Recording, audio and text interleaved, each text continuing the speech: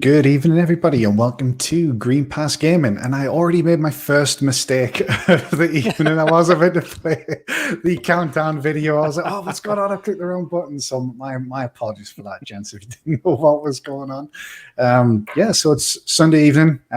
Another episode of the Green Pass Gaming podcast. We missed a week, but we're back after a short hiatus. And obviously, as you can probably tell, I'm going to be your host for this evening. So thank you, everybody, for joining us in the chat. I can already see some chats going on there. We'll do some shout outs about that in a moment. But on today's show, we will be discussing the recent ID at Xbox and Twitch showcase. We'll be discussing Xbox's busy summer. It seems we've got a couple of shows to look forward to later in August. We're going to talk about some of Phil Spencer's comments in a recent interview with Games Radar regarding whether Microsoft maybe want to be doing something a little more creative and maybe not copy what some of the other players are doing in that space. And then to wrap things up, we've got a few other in the news topics that have been, I guess, just around these past couple of days, this past week. I know Luke and Flab in particular want to get into the abandoned, I don't really know what to call it, fiasco. Yeah, fiasco. I'm not too sure. Yeah, exactly what to call that, but we should be delving into that a little bit later. So, but we do have a full house tonight. I know I'm sort of in the horse and hot seat, but we do have a full panel for everyone this evening. So, first on the list, though, Luke, co-hosting tonight. Thank you very much, my friend. How are you doing?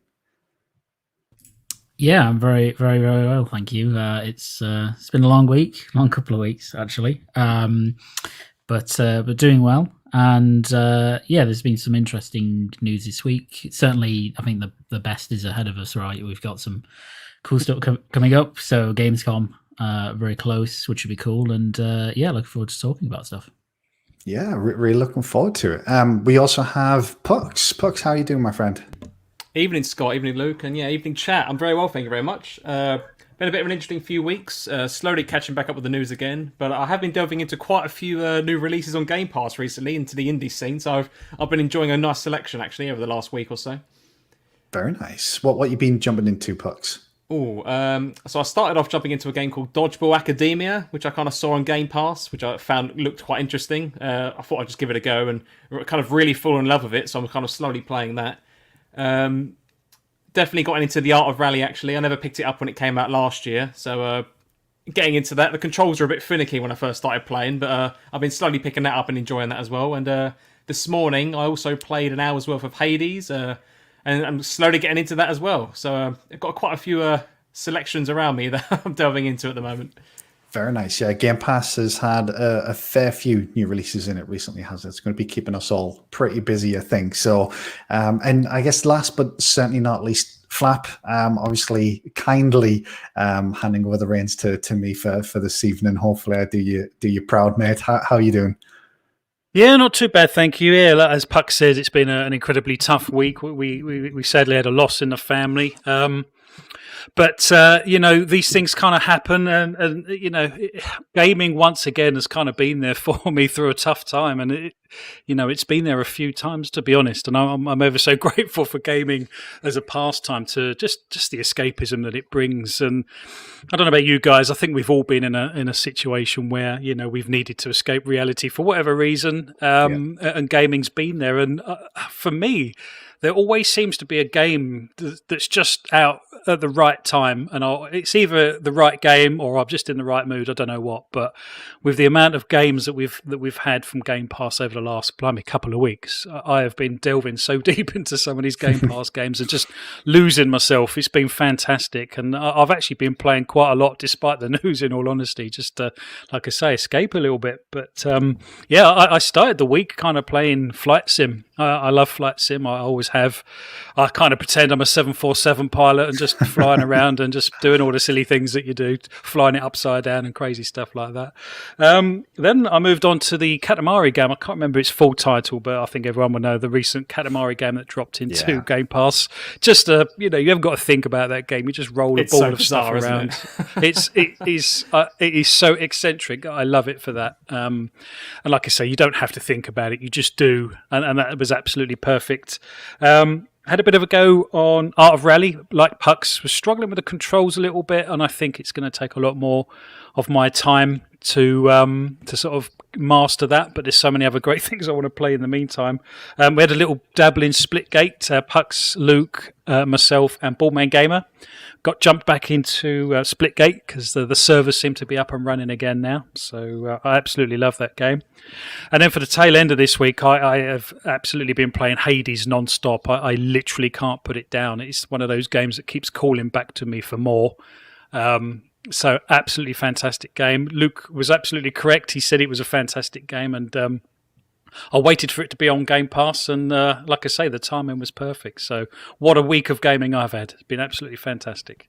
Definitely. Well, obviously, you can see we've got some Hades footage on here as well. So I've played a fair bit of Hades, not quite as much as you, it seems, or at least I'm not as far as you, mate. But yeah, I'm very much the same. I'm really, really enjoying the game.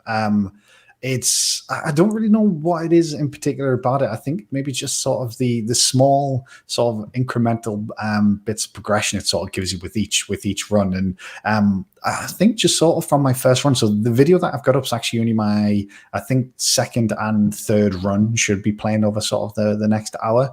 And it was just, I felt, despite the fact the game is bloody hard, it was really easy to get into. Like instantly, I knew what I had to do, if that makes sense. It didn't have to, I wasn't sort of trying to figure out what I need to do. It was just, right, I need to do this, I need to go here, I need to go here, I need to kill or try to kill this person. So yeah, I'm really, really enjoying it, Flap. I'm so glad it finally came to Xbox. It's one of those games, actually, I did buy it on the Epic Games Store when it came out in hope that I was going to have a decent PC to be able to play it at some point, but that obviously never came to anything. So I do own it on Epic Games Store as well, but then I've ended up obviously playing it on Game Pass as well. So yeah, really, really enjoying that.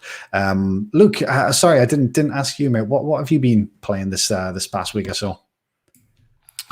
I actually can't remember, which I think says that I haven't been playing that much. Wow. I briefly dipped back into Hades I'll probably give it another run. Obviously, I've done a couple before. I've finished it, quote unquote. So been doing that. I've kind of got the world's slowest second playthrough of The Last of Us Part 2 going on at the moment. So every now and then I will dip into that, which I'm enjoying, but I just end up just kind of playing it for 40 minutes and then deciding, well, that's it for today. So so that's really been about it. I think the last thing that I sat down and kind of played through and finished was Death's Door, which I loved. But that was getting on a week and a half, 2 weeks ago now. So so I'm waiting. I'm kind of building myself up for Psychonauts 2. That's the next big thing for me. Yeah. Well, August. Sorry, go on, Flap. Well, did the Art of Rally not tickle your fancy, Luke, or had you already played it? So I did try it for the first time last night. I have a really weird thing with games where really something has to grab me within 5 minutes, otherwise I'll just put it down. Yeah. So games have a really limited window in which to kind of imprint themselves on me. So that didn't within 5 minutes, but I will give it another shot because there were some things that I liked about it, but I don't know if I'll stick with it. Okay, that's interesting. Yeah, well, and we do have a fair few games coming in August. Obviously, you mentioned Psychonauts 2. We've got 12 minutes next week, which I think everyone is pretty much excited for that as well. So yeah, I'm pretty hyped for that. So well, before we get to the topics, I guess we'll just do a quick roll call on people in the chat. So thank you very much, everybody, for joining us. We've got Harley, Assassin Looper, Ballman Gamer, and his Fosters is there. I know he's got Fosters in hand. Six Slayer, Pong Soul, Shizno. Thank you all very much for joining us. Apologies if I've missed anyone.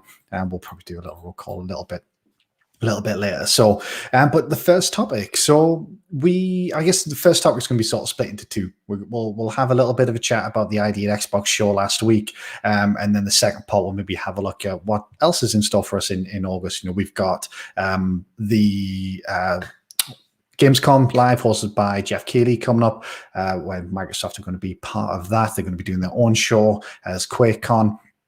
So hopefully a lot of exciting stuff coming up over the next couple of weeks. But before we go into maybe the future, I thought it was worthwhile just having a little chat about the Twitch and ID at Xbox show that we had last week, which, if I'm being completely honest, I was a little bit surprised when they announced another one.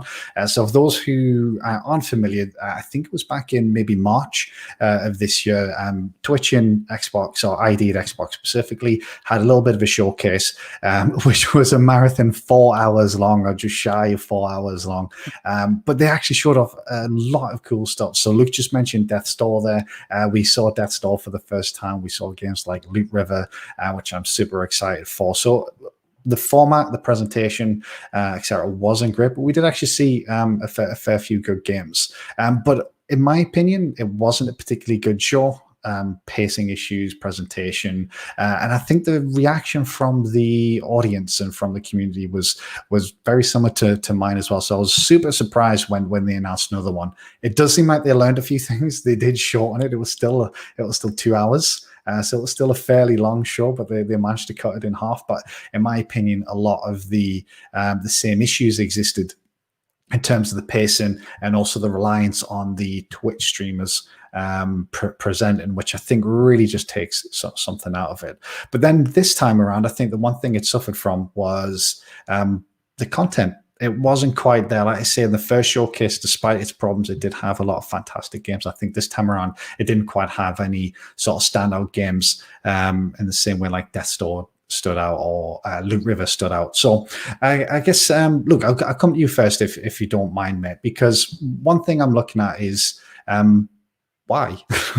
why this format? And why do you think Microsoft ended up going for a second showcase despite what seemed to be pretty unanimous negative reactions to the first showcase? I think your answer is as good as mine, to be honest. I don't really know.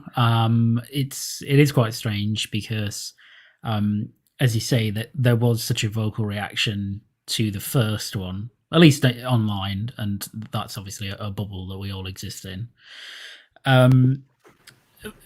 The one mercy of this one was that it was a lot shorter, which maybe they took that feedback into account about the length. But again, the format was really just so poor. And I don't dislike the Twitch streaming, streamers presenting. It's not something that I particularly hate.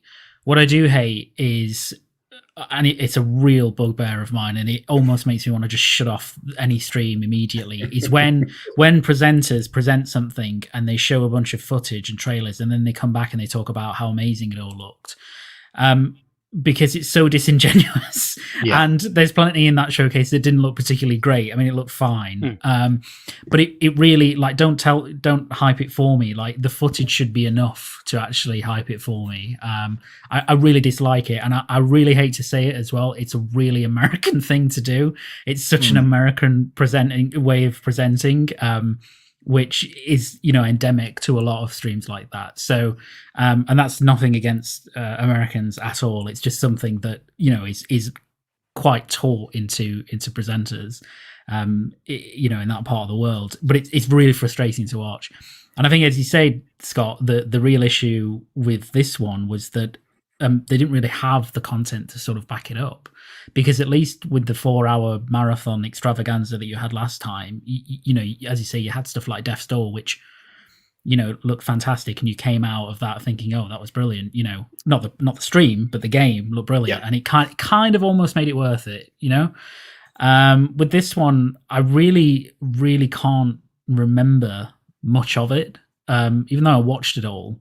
And I think that's probably the worst criticism I can give it. If I come out of that and I haven't remembered anything, apart from, I remember there was an Aeon Drive demo, but I only remember that because there was one that already came out for PC, so that's the extent that I remember. So, yeah, it's disappointing. I don't know why they did it again in this format, particularly when it was just nothing particularly new. I get that they're highlighting indies, which is always fantastic, but you only have to compare it to the next day with what Nintendo did, and it's just it's such a world away from what's presented, both in terms of the presentation itself and the content and the way to do it. I just don't want them to do this again, because if you're going to do it, just have some loads of really good stuff to show. Otherwise, just don't bother.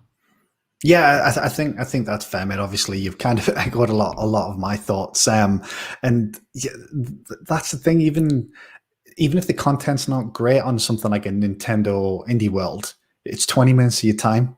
You know, I think the showcase the day after the Twitch and ID at Xbox show, I didn't think that was particularly great, if I'm being perfectly honest either. There wasn't really too much that stood out for me there. But at the same time, they crammed a lot into 20 minutes regardless. Yeah.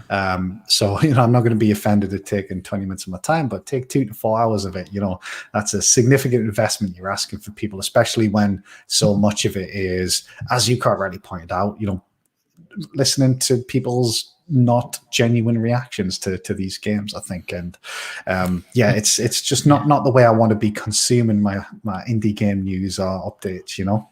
Or any news, actually. Just, any news. You know, just give me trailers and let me decide whether it's exciting or not. I don't need to be told afterwards that it is.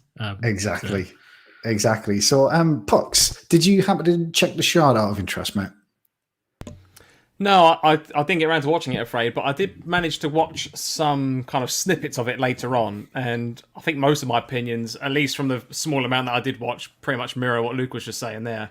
I think I caught an interview between the Stardew Valley developer and, again, a Twitch interviewer or whatever it was, and yeah, I was definitely of the opinion also of it all just seems a bit over, I don't know, just a bit fake in a way, and I don't know, it just seems a bit more fanboyish rather than being more of a what I personally consider an actual interview, if that makes sense. It's just kind of talking about how much you love the game, which is great, but then maybe I'm just dumping on the game too much, but I know there's a massive fan base with Stardew Valley, but it's not a new game, so I was kind of interested to see why it seemed to get so much airtime when it's a game that's been around for a long time now, and the only real big thing here is that it's coming to Game Pass, which, yes, that's great, but, you know, it's so popular, I think a lot of people, even if you haven't played it, you definitely know what it is, so I don't know why it got such a big portion of what I saw, at least, but, well, I suppose that's another criticism on the show, I guess. Yeah, and, you know, we're talking about content, Pucks, and I think that's maybe one of the things that stands out is Stardew Valley coming to Game Pass was probably one of the bigger, if not the biggest, announcement of the show. And as you quite rightly say, you know, that's been out a while. I think I own it on Switch. I believe I may have even own it on Steam as well. I've never actually played it. I couldn't really get into it. But yeah, and I think it's indicative of maybe the lack of content in this show as well. Do you think the format is going to make a return, Pucks? Do you think this is something that they're going to stick with going forward? And it's probably worth mentioning, you know, this is obviously Twitch's show. It's not Xbox's show technically. Obviously, Twitch are partnering with Xbox. But do you think Microsoft are going to continue partnering with Twitch for these types of shows, or do you think maybe that's something that we'll see something done a little bit differently in the future? Personally, I think they'll at the very least give it maybe 1 or 2 more goes to try to maybe refine the formula, if you will. But, I mean, again, as Luke was saying there, especially after the first show, I've not seen much positive reactions to this show either, apart from the fact that, yes, it was great that it was only 2 hours long, whatever it was, rather than 4. But I think a load of people still had the kind of same opinions as to the general layout of the show, the general format, and, again, the kind of the types of titles which are being announced. I mean, we all love a good new game reveal or whatever else, but I think as Luke was saying as well, like the general quality of the content there, just it didn't quite seem worthy of a 2-hour show. And I think you said it yourself, Scott, that it seems more likely, it seems like it would have fit better if it was in like a 20 or 30 minute direct kind of style show rather than, as you say, a 2-hour long drawn out affair just to kind of get a bit of airtime with these Twitch streamers kind of showing their interview prowess, if you will, or lack thereof, whatever your opinion is. But yeah, I can definitely see it happening a few more times, but I mean, maybe after the first time, maybe it will change drastically and it'll be a good show, but if it's the same or similar format in the future and people have the same reaction to it, I'd like to believe that Microsoft might put their foot down a bit more and say, right, we're not going to do this anymore. The fan base doesn't like it, let's try something else kind of thing. But Yeah, unfortunately, these kind of things, I think we're just going to have to see. Yeah, I think Ballban Gamer might have mentioned something in the chat just about the numbers. I'd be really curious to understand what sort of metrics they've got that determines whether this was sort of successful or not. Because I was listening to Indie Gamer's live reaction to the Nintendo Indie World, and I think he mentioned something like the last Indie World got something like 10 million views or something on YouTube. Yes, which is a lot, yeah. Yeah, which is a hell of a lot. And I wondered. And I don't think for 1 second it did, but did this get anywhere near those sorts of numbers? Are these shows getting anything near sort of 10 million? I think at times maybe had a concurrent of something like 20K, possibly, but I can't imagine that sort of pulling in the sort of numbers that Nintendo are. Not that we would necessarily expect it to, but I wonder what determines success for Twitch and Microsoft when they look at these, whether they have the right metrics for the show. I kind of feel also mainly that I imagine for these companies, it probably, how difficult is it to try to get, not only to get the metrics, I guess, because I mean, that's arguably the easy part, but it's more deciphering the metrics and determining what is the actual result. Because I think, as I'm sure we're all aware, there's so many, fanboy wars are all over the place on Twitter, and they always have been. But I think I'd argue they're kind of worse now than they ever have been, as we've talked about on previous shows. But I do wonder if a lot of these, whoever's looking at this data in real time, the humans behind the screens looking at it are, do they have to potentially try to screen a lot of this stuff to say, what proportion of the feedback is actually genuine criticism, and then what portion of it is just, fanboyism to the point they might just plain ignore it, if you get what I mean? Which doesn't help, because even if you are into the whole fanboyism world or culture, I imagine everyone still can have valid feedback now and again amongst not having valid feedback. So I kind of feel that maybe there's too much.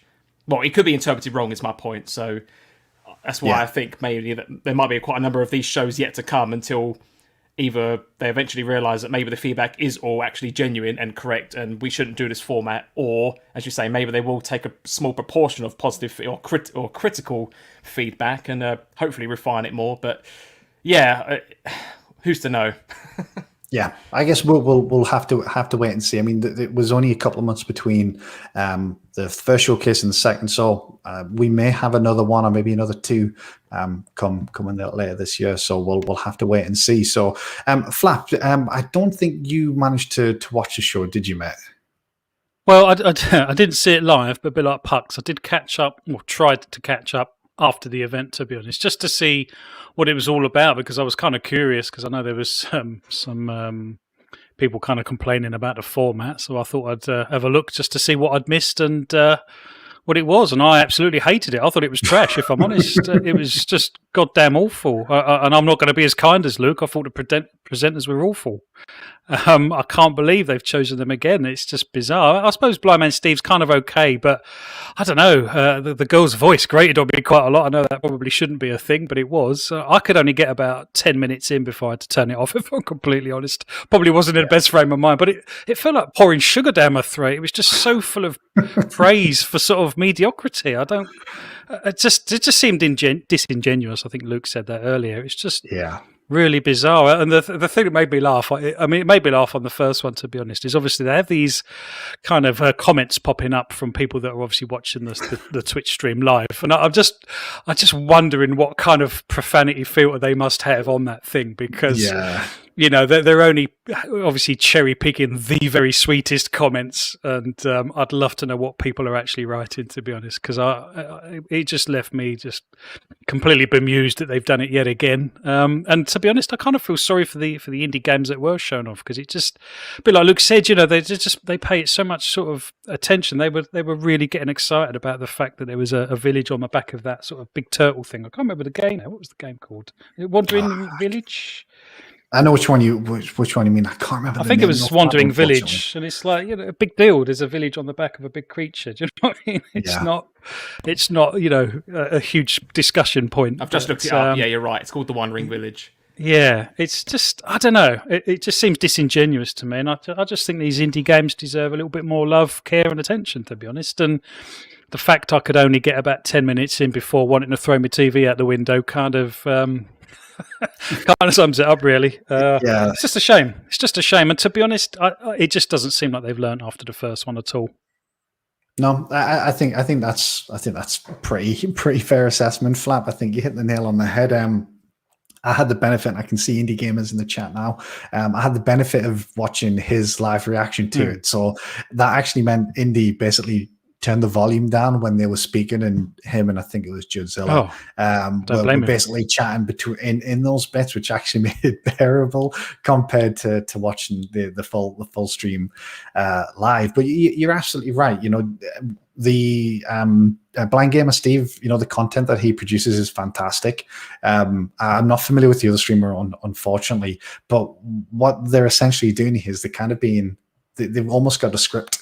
So they're being forced to say things like they'll see something on, you know, a game, and then they'll talk over and they'll just go, "Wow, that was great," without offering anything meaningful about what it was they saw or what was being shown, you know. And there was no interesting tidbits about the game or anything like that. It was just sort of like almost fake, you know, yays and wows and things like that, which makes it really, really unbearable. So I guess stick with you in the Flap. What do you think they could be doing a little bit different? You know, if you were in charge of ID at Xbox, if you were Chris Charla, I think he's still in charge of ID at Xbox. What would you be doing a little bit different with these style of shows to make sure that people are staying engaged and we don't have these types of reactions? Yeah, that's a good question. I think it just needs to be concise and relevant, to be honest, or at least hosted by gamers that have a vested interest in kind of Xbox specifically. I mean, you don't want fanboys, I get that. But it just seems to be kind of by generic sort of Twitch streamers. And to be honest, I'm guessing. I mean, I'm not big in the Twitch scene, and I suggest probably lots of people listening aren't. So I don't necessarily know these people as Twitch streamers, and you know, hats off to them if they've got a very successful channel. Well done. I know how much hard work that takes, but I think Xbox need to be choosing the people that they use very carefully. I don't think Twitch as a platform is necessarily wrong in itself. Like I say, I just think they need to choose the presenters a little more careful. And like I say, you know, you'd see the trailer and you'd sort of think, oh, that was kind of okay, and then it would cut to the presenters and they'd be sort of singing its praises to the nth degree, and then they'd play the trailer again and sort of talk over it, and it's like, well, I've just seen this once. It was okay first time. Second time doesn't make it any better. Do you know what I mean? Yeah.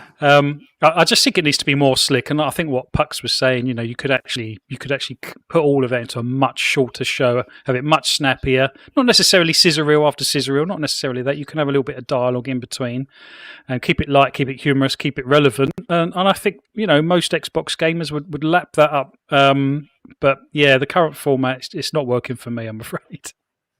Yeah, I think that's fair, and I kind of don't want to be too negative on it, because I think obviously whether you like the games or not, obviously a lot of hard work goes into these games from you know, these independent developers, and I would love to know the thoughts on maybe some of the developers that were included in the show. You know, whether they thought Twitch and Xbox did their game justice, you know, because these guys that are putting their life and soul into these games, blood, sweat, and tears, and then, you know, they get these fake reactions to the game, you know. And I think if we compare to the Nintendo show, that was literally just the day later. So did any of you guys happen to check out the Nintendo Indie World Direct that was on the following day? Yeah, I caught up with it actually. Cool. So if you compare the stars, I mean, they're night and day. they're like on completely different ends of the spectrum. But what you've got there is you've got, you know, the trailers, you've got gameplay, you've got developer interviews, but the way they sort of mash them together just makes it so much more enjoyable and easy to digest. So for example, the interviews or the developer speaking about the game is sort of, it's a voiceover over the gameplay itself. You know, it's not a fake reaction from a Twitch streamer. It's you know, hearing it from the horse's mouth kind of thing. You know, you're hearing it directly from the developer, what the game's about, you're watching it at the same time, and then they move on to the next one. You know, nothing's there too long, nothing overstays its welcome. And then the overall show, like I say, what was it, about 20 minutes, Pucks? Do you think Microsoft should be taking a leaf out of Nintendo's book when it comes to this sort of thing? I think that format is definitely better suited to this kind of thing, because, you know, a lot of these indie games are made by, if not a solo individual, teams of 2 up to teams of 5, sometimes a bit more. Yeah. But I think for the most part, we're talking solo / less, well, around 5 at the maximum. So and you said yourself that it does take a lot of effort to put these things out there, let alone trying to then make these for all the different systems and consoles and then try to promote it and market it and such. So I appreciate this is definitely the opportunity to get it out there, but you definitely want to have that kind of quick, snappy format of showing the game off in its best light, as Flap was saying. You want to have that trailer that really, as best as you can do, obviously that picks up shows people what the game's about, what you're going to get involved in if you like the game, and then just try to pick up the interest. And what I liked about the indie world is, as you said, they weren't really interviews either. They were more just kind of seeing the real people behind these projects and seeing the passion behind it, introducing themselves, seeing where they're from. Because what I liked also is that they also show people from various parts of the world. I think there was people from Brazil, France was one of them, and I think there was somewhere else in Europe as well. I can't Germany, remember I think maybe one of them. Yeah, Germany was one of them as well. And there was another one with two guys that were walking through a woods, but I can't remember where they were from. But so I like the diversity is what I'm trying to say. That was a really good show there. But as you say, it was very short and snappy, but memorable because of it. Whereas these longer shows, I think people get so fed up and bored of watching that same content for about 20 minutes before the show moves on. I think a lot of people actually will end up forgetting what they saw, if that makes sense, even though you've actually watched it longer. So I think there's definitely much more to be gained by having this shorter format. And I mean, personally, I didn't think this Indie Direct I don't think it was the best one out there, but obviously you're going to have times like that. Yeah. But the short, snappy format was definitely, like, after that 20 minutes, I felt it was a decent run of content. I didn't feel like I was deprived or anything, or there should have been more. Whereas, being stuck in a 2-hour Twitch stream watching all sorts of stuff happen, I think it's just a bit too much. And I think, as you said at the beginning of this as well, all of us have our own lives and things to do in our own spare time. Do we want to, is that 2 hours worth the time that you have to therefore require to watch this stuff? Whereas, maybe not. But I'm very happy to spare 20 minutes of my time watching a nice reel of indie content and some kind of interview / introductions to the devs behind it, if that makes sense. Yeah, no, 100% Pucks. I think you've hit the nail on the head there as well. So it'll be interesting to see what happens next time around. I'll be really curious to see if they stick with the format, if they make any further tweaks next time. But I think ultimately the problem just comes down to the fact it's hosted by Twitch. Twitch's best interest is to highlight their streamers. So if they're only highlighting games, then their content creators that use their platform aren't getting the airtime that they probably want. So I really personally cannot see a world where, as long as it's been done by Twitch, where it's in a format that, at least in my opinion, that I enjoy, they would, I imagine, be able to make improvements, but I don't think it'll ultimately be the most enjoyable of shows as long as they stick with Twitch. So yeah, well, I guess we'll just have to see. So, Luke, mate, if you don't mind, how's it looking in chat today? Obviously, you're in the co-hosting seat today, mate. So, hopefully everything's all right in chat. Yeah, I mean, I think it's pretty much kind of universal agreement with the Twitch stream being pretty garbage, to be honest. So so yeah, as you highlighted earlier, Ball My Gamer was talking about whether the data in the Twitch stream must be high for them to continue doing as they are, which is a really good question. I think a really interesting one to actually figure out if that's the case. Assassin Loop said she thinks that they're given a format and the Twitch streamers have to pad it out, which, yeah, I think is probably true. I mean, the whole... It feels like that, doesn't it? Yeah, I mean, the whole coming back to the streamers to give you their kind of, lowdown after showing the trailers very much feels like that, as if, we need to see this the streamers react because they've not got a big enough show. They certainly didn't have that issue on the 4-hour stream initially, but I think for this one they probably did. So Shady says some of the games looked interesting, but the Twitch format's terrible, too long, too cringe. Totally agreed. Indie, saying its format's all wrong. Yeah. Steve's a great host and couldn't save it. It's the layout. Also went on to say, they need the edited, concise format, great pacing, keeping it engaging, which is exactly what the indie worlds do. Keeping them, 20 minutes, 25 minutes, just trailer after trailer, a little bit of explanation. It's the perfect way to do this. But clearly Twitch / Xbox haven't got that message yet. Andy's saying the idea Xbox did used to put out short vids like that, but they're trying to, he thinks they're using Twitch to try and get more eyes on it, which I can see. I mean, it does make sense.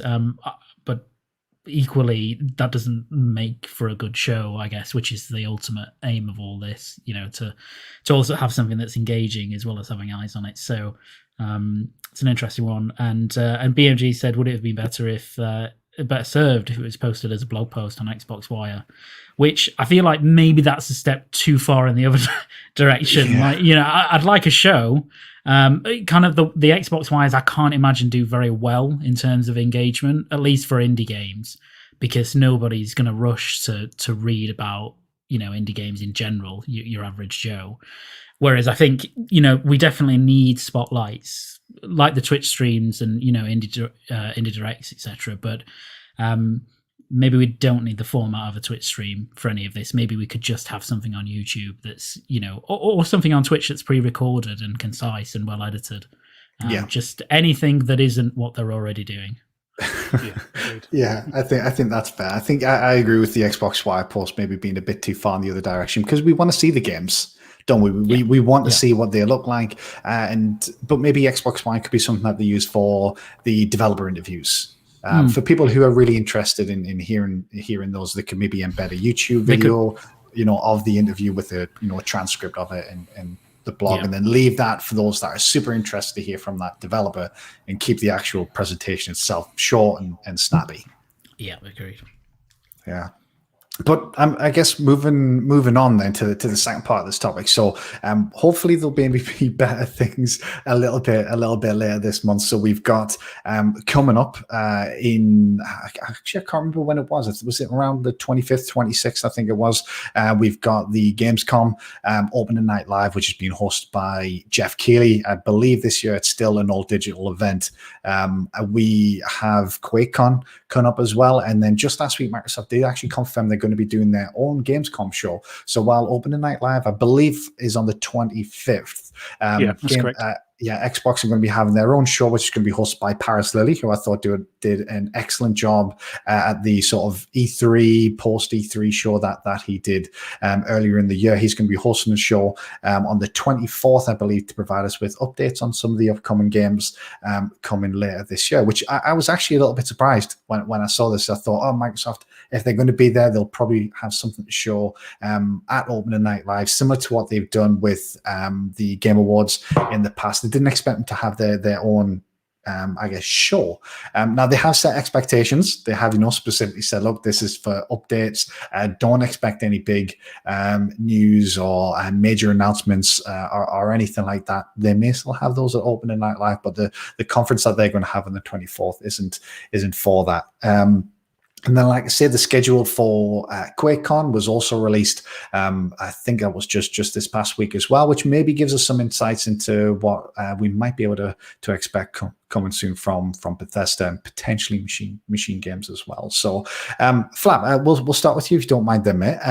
So, Gamescom is coming up just later this month. I don't think it's historically been a massive event for Xbox in terms of making announcements. I can't remember specifics about what they've announced in the past, but like I say, I was surprised that they're going to have their own show. But if you think about maybe what games they've got coming this year, we've got Halo Infinite. I guess technically we've got Psychonauts 2's coming out after, like the day after that. We've got Age of Empires 4, Forza Horizon 5, which I think, to be fair, they've done a really good job of keeping us up to date and providing us with lots of gameplay and things like that on Forza Horizon 5. So what do you expect to come from this show, mate? Do you have sort of any sort of expectations? I know they've said no surprises, but surely it can't just be updates on those 4 games. What do you think Xbox will bring? I think we're going to get a Halo release date. I'd like to think so. I don't think that's beyond reason, to be honest, to expect a Halo release date at some point soon. I think Call of Duty has been rumoured to be releasing November the 5th. So some of this information is out of the bag now to a certain degree. So, and if holding back on the release date was dependent on things like Call of Duty and Battlefield and things like that, then I don't know. I'd like to think we might get a Halo release date. I don't think that's beyond reason, to be honest. There's so much stuff we haven't seen, and we haven't seen Crossfire X for ages. Actually, to be fair, I believe Remedy did come out this week and say that there was still aiming to launch Crossfire X this year. If I read the polls from sort of, I think it was from their sort of last investment meeting. And yeah, I know we're only in August, but there's not much left of this year in terms of launch windows, shall we say? Because they're not going to be wanting to launch that probably the tail end of the year. I wouldn't have thought, not with Halo, COD, Battlefield, all of the big ones. Forza Horizon 5. So you're probably thinking in the next few months. Is that reasonable to think or assume? You'd have to think so, surely. Yeah. I don't know. We haven't seen Exo Mecha for ages either. I don't know if it's just going to be Xbox games or I think that was delayed.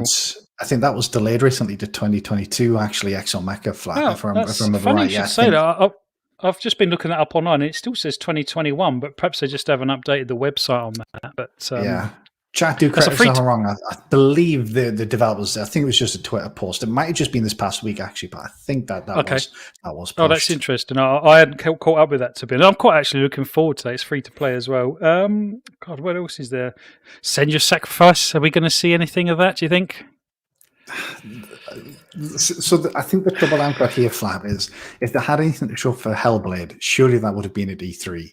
Like the E3 and Gamescom really aren't too far away. So if you had something to show for Hellblade, I imagine it would have been at E3. I think Hellblade's probably maybe a bigger shot for Game Awards at the end of the year, because then there's a good, sort of 6 months between E3 and then, and obviously they revealed Hellblade 2 at the Game Awards as well. So yeah, that's the thing. I'm struggling to think, like, right, what exactly are they? Exactly, what's left? Are they going to bring? Yeah. Because the end of this year for first party at least is relatively quiet, at least on things that we don't know too much about. We know an awful lot about Halo. I guess we could see another campaign trailer for Halo, obviously a release date, as you mentioned. I don't think there's anything really to show for Horizon 5 at this point.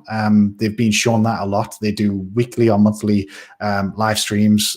Just last week they revealed, so I think they showed like 15 minutes of 4K footage of Horizon 5, which looked gorgeous, by the way. But yeah, I'm just not too sure what exactly going to bring in terms of updates. Look, do you have sort of any expectations yourself for the Xbox showcase? No, I'm trying to keep it quite low, to be honest. I think all they've said is, that they're going to go more in depth on previously announced games from both their studios and third parties, and I think, they've been fairly good at tempering expectations as to what those might be. And I don't think anybody's really going into it expecting, some brand new announcement of something that we don't know about. I think they will pretty predominantly use it for focusing on what's coming up in the holidays. So Halo Infinite. It wouldn't surprise me. Maybe we might get something like a story trailer for that, with a release date. Forza, there's probably going to be some more on that. Again, I think, as you said, I don't necessarily think we need more on it, because they've been really good at actually just doling out kind of lots of media.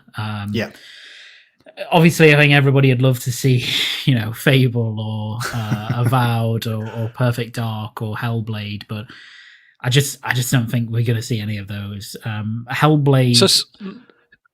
So what's left? What's left? Well, that's what I'm struggling with. I think what's left is your holiday releases, right? I think that's the focus. Right. I think there might be, and then third parties will bridge the gap in the other stuff. So, I can't see. Hellblade looks to be a long while away, like quite significantly away, given that what they showed at E3 in the I can't remember what the show was, the show that Paris hosted. Was this weird mishmash of sort of in development engine scenes and all these other things, which look really cool, but clearly that's pretty early by the looks of things, and it's going to be a while. And I think there's a lot of Fable seems like they could show something relatively soon, but would you? I don't think you use Gamescom for that, would you? I think that's a much you're looking for a bigger event to show that off. Like the Game Awards, for example, something like that. So, I think just keep it low. We might get more Age of Empires. That's coming out. So, be a good time to show that, particularly to in the Gamescom context, because obviously European audience, RTS games tend to be still quite popular in Europe generally. So I'm just keeping my expectations quite low. For me, I'd be pretty happy with some Halo footage and a release date. So if I got that, that would be my expectations satisfied and met. Yeah, I think with these sorts of things, it's always wise to keep expectations in check, regardless, isn't it? But it is going to be an interesting one, especially considering the format. If you look at the Paris Lily hosted extended showcase from E3, it was focused more on sort of developer interviews and things like that. So I do wonder if maybe they'll have someone from 343 on talking about maybe a new campaign trailer for Halo or something like that. I kind of agree with things like Hellblade and Fable. They do seem a little bit bigger than Gamescom. No disrespect to Gamescom, I guess. I'm more thinking from a historically how Microsoft have tracked Gamescom themselves. But we do have opening night live, which is the following day, which is Jeff Keighley's showcase, I guess. I think not too dissimilar to the Summer Games Fest showcase that he did a little bit earlier in the year. Pucks, that maybe could be where we could see some big announcements. So they've said no big announcements at the Xbox showcase on the 24th, but they've not necessarily said anything about the 25th just yet. So do you have any expectations for Jeff Keighley's show, or what would you like to see there? And that goes for anything, not just Xbox as well. Yeah, sure. I mean, as the other guys were talking, I was actually just quickly looking up to see what the general expectations are for each of these different shows. And the Open Night Live, I think at least according to what I'm reading here, apparently the emphasis from Keighley is that this is going to be holiday releases or around that window. So it'll be interesting to see if we see anything, say, regarding like games that are Dying Light 2, for example. Haven't had much updates on that for a while, as far as I remember at least. I suppose you then got your big heavy hitters, the new Call of Duty game coming out this year, codenamed Vanguard, I believe. Whether that's true or not, well, it probably is, but we'll soon find out. I know there's going to be a lot of people interested in that. I think in two fronts, given the whole Activision Blizzard debacle currently going on. But I don't think that's going to deter people from buying or playing the new Call of Duty, if I'm perfectly honest. I think there's also a game, even from Nintendo's corner, I think you've got the Pokemon remakes coming out later this year around Christmas time. So I imagine they'll probably end up covering that as well. We do have the Pokemon Company, I believe, are doing a direct next week, Pox, actually, I believe, to discuss yes, they are on the 18th, Wednesday. Yeah. Diamond and Pearl remakes and Arceus. Legends Arceus, yeah. Arceus, yeah, that's the one. So do you expect Nintendo to have a bit of a presence at Gamescom? I don't see why probably not, if I'm being perfectly honest. I mean, what I just said there is kind of based on some articles I'm reading on other people's expectations. But then again, Nintendo do sometimes like to throw out their out of nowhere, kind of left field announcements and showcases, just out of the blue. And sometimes they are at these shows and sometimes they're not. And I think outside of what was announced earlier this year, I think Nintendo's future kind of release calendar is looking pretty empty. I mean, you've got the big heavy hitters like Metroid Dread coming out later this year. Also know a lot of people are eagerly awaiting some form of Zelda 35th anniversary news and expecting some sort of trilogy remake like the Mario collection. If they're going to announce anything for end of year regarding that kind of content, I think it would be around that period, or definitely soon, because I think there's definitely a lot of chat about they wanting to get Skyward Sword out the door first, and then if something else does exist, then it makes more sense it makes more sense then to start promoting your next Zelda-based product. But if anything, I'd expect something like that. If not, maybe I was going to say maybe some more content from Metroid Dread, but I take that back because I don't think we'll see anything more on that, because Nintendo are definitely going to reserve that for their own future showcases if they or their own direct, if they do have one. But maybe they have a small outing there for maybe just sneak peek something potentially, but maybe not. I think at the very least we'll just see a number of content which is releasing on Switch, and that's probably the closest we're going to get realistically, I think. But it'd be nice to see them there because I think their calendar for after Metroid Dread and stuff, their release calendar is very sparse in terms of Breath of the Wild 2 and a few other little titles, some of the bigger titles we're looking forward to, like Metroid Prime 4. Not heard of that for a long time, but apart from that, there's not really much else to look forward to. So I'd like to think they've got something else up their sleeve apart from just those two. which I'm sure they do. I'd like to say as a fan, but yeah, it'll be interesting because what they've got the Pokemon games. I know Arceus is January or at least early next year. I believe it's January. Yeah. The Mario Party game, I believe. That's September, I believe. Yeah. Yeah, but you're right. Other than that, they don't have too much because obviously a lot of people were kind of hoping that Breath of the Wild 2 would have been this fall as well, weren't they? So they don't seem to have anything, or at least anything announced just yet, or beyond sort of Dread and Pokemon, I think. So yeah, it'll be interesting. I'll be curious to see who shows up at the show, because we know that Keighley, I wasn't a big fan of the Summer Games Fest show, if I'm being completely honest with you. I didn't think it was a particularly good show. I think maybe similar to the Twitch show, I think it was just filled with padding. Nowhere near as bad, don't get me wrong, but I think there was a lot of padding. If you remember, like the interview with like Jeff Goldblum and the announcement of that new studio from the Call of Duty developers, where it was just a couple of guys on the stage just saying, yeah, we're making a game. I think there was a lot of filler in that show, and again, that could have been maybe a little bit more concise. But I guess this goes to maybe everyone on the panel, because I think you guys may be a little bit more informed on Sony than me. But do we expect Sony to have a big presence at Gamescom and Open and Night Live this year? They've not mentioned anything, not as far as I'm aware. I think not. Certainly not Gamescom. Generally speaking, whether they might have something at Opening Night Live, you would think so. You would think they'd have a trailer, something to show, because they did at Summer Games Fest. Even though I think that was only, so it was just a director's cut of director's cut. Yeah, Death Stranding. Yeah, so. They'll probably have something, but they've never really treated Gamescom as a thing for them, really. So I wouldn't expect much, if anything. Yeah, doesn't Kena Bridge of Spirits land on the 24th as well? Comes out September, doesn't it? Oh, is it September? Has it been pushed back a bit? It was pushed. Yeah. So maybe something on that. Maybe more Death Stranding.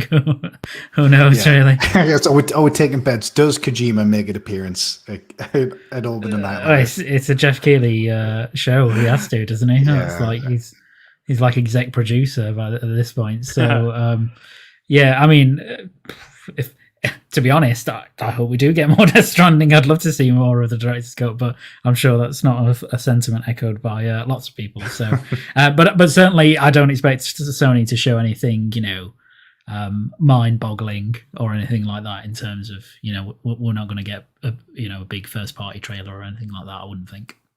Yeah, I think there are rumors of a state of play coming up, potentially as early as next week. As well. I'm not too sure what they'll be focusing on, but I know there have been some rumblings. I think of the 18th and 19th of Sony doing some sort of state of play, so maybe they'll have something to show there, then maybe not anything at Open and Night Live. Is everyone okay there, Flap? Did I cut out? No, I heard that noise as well. I don't know what's going on. Flap, you right? Maybe he had to jump off or something. I thought maybe he was getting too excited for the Death Stranding director's cut. That was a problem. I think what he wants to see is he wants to see Norman Reedus go in a different box this time. Possibly put it on his head rather than just go in the box. Maybe. So, yeah. But other than Gamescom, we do know there's also QuakeCon coming up, which it still seems a little bit weird to say it, but obviously Quake is now owned by Microsoft by virtue of them purchasing Bethesda. They did actually show a schedule for the upcoming show, and I believe if you look at it, there's something to do with machine games being included on one of the panels in relation to Quake, which I think is sort of fueled some rumors that a new Quake is potentially going to be announced at QuakeCon, which is potentially going to be developed by Machine Games. We know Machine Games are working on the Indiana Jones game. I think a lot of people were expecting them possibly to announce something like Wolfenstein 3, possibly at E3, which didn't come to fruition. But I guess actually maybe to the entire panel. What's everyone's history with Quake? Are people fans? Did everyone play it back in the day? Oh God, yeah! I used to love Quake. Who were absolutely nuts. It used to drive me nuts because you'd have to be so on it to just dive around and just to pull off some of the moves. I used to love that game. Doom's probably about as close as it gets for me nowadays. Look, I imagine you're a fan. Yeah, big fan.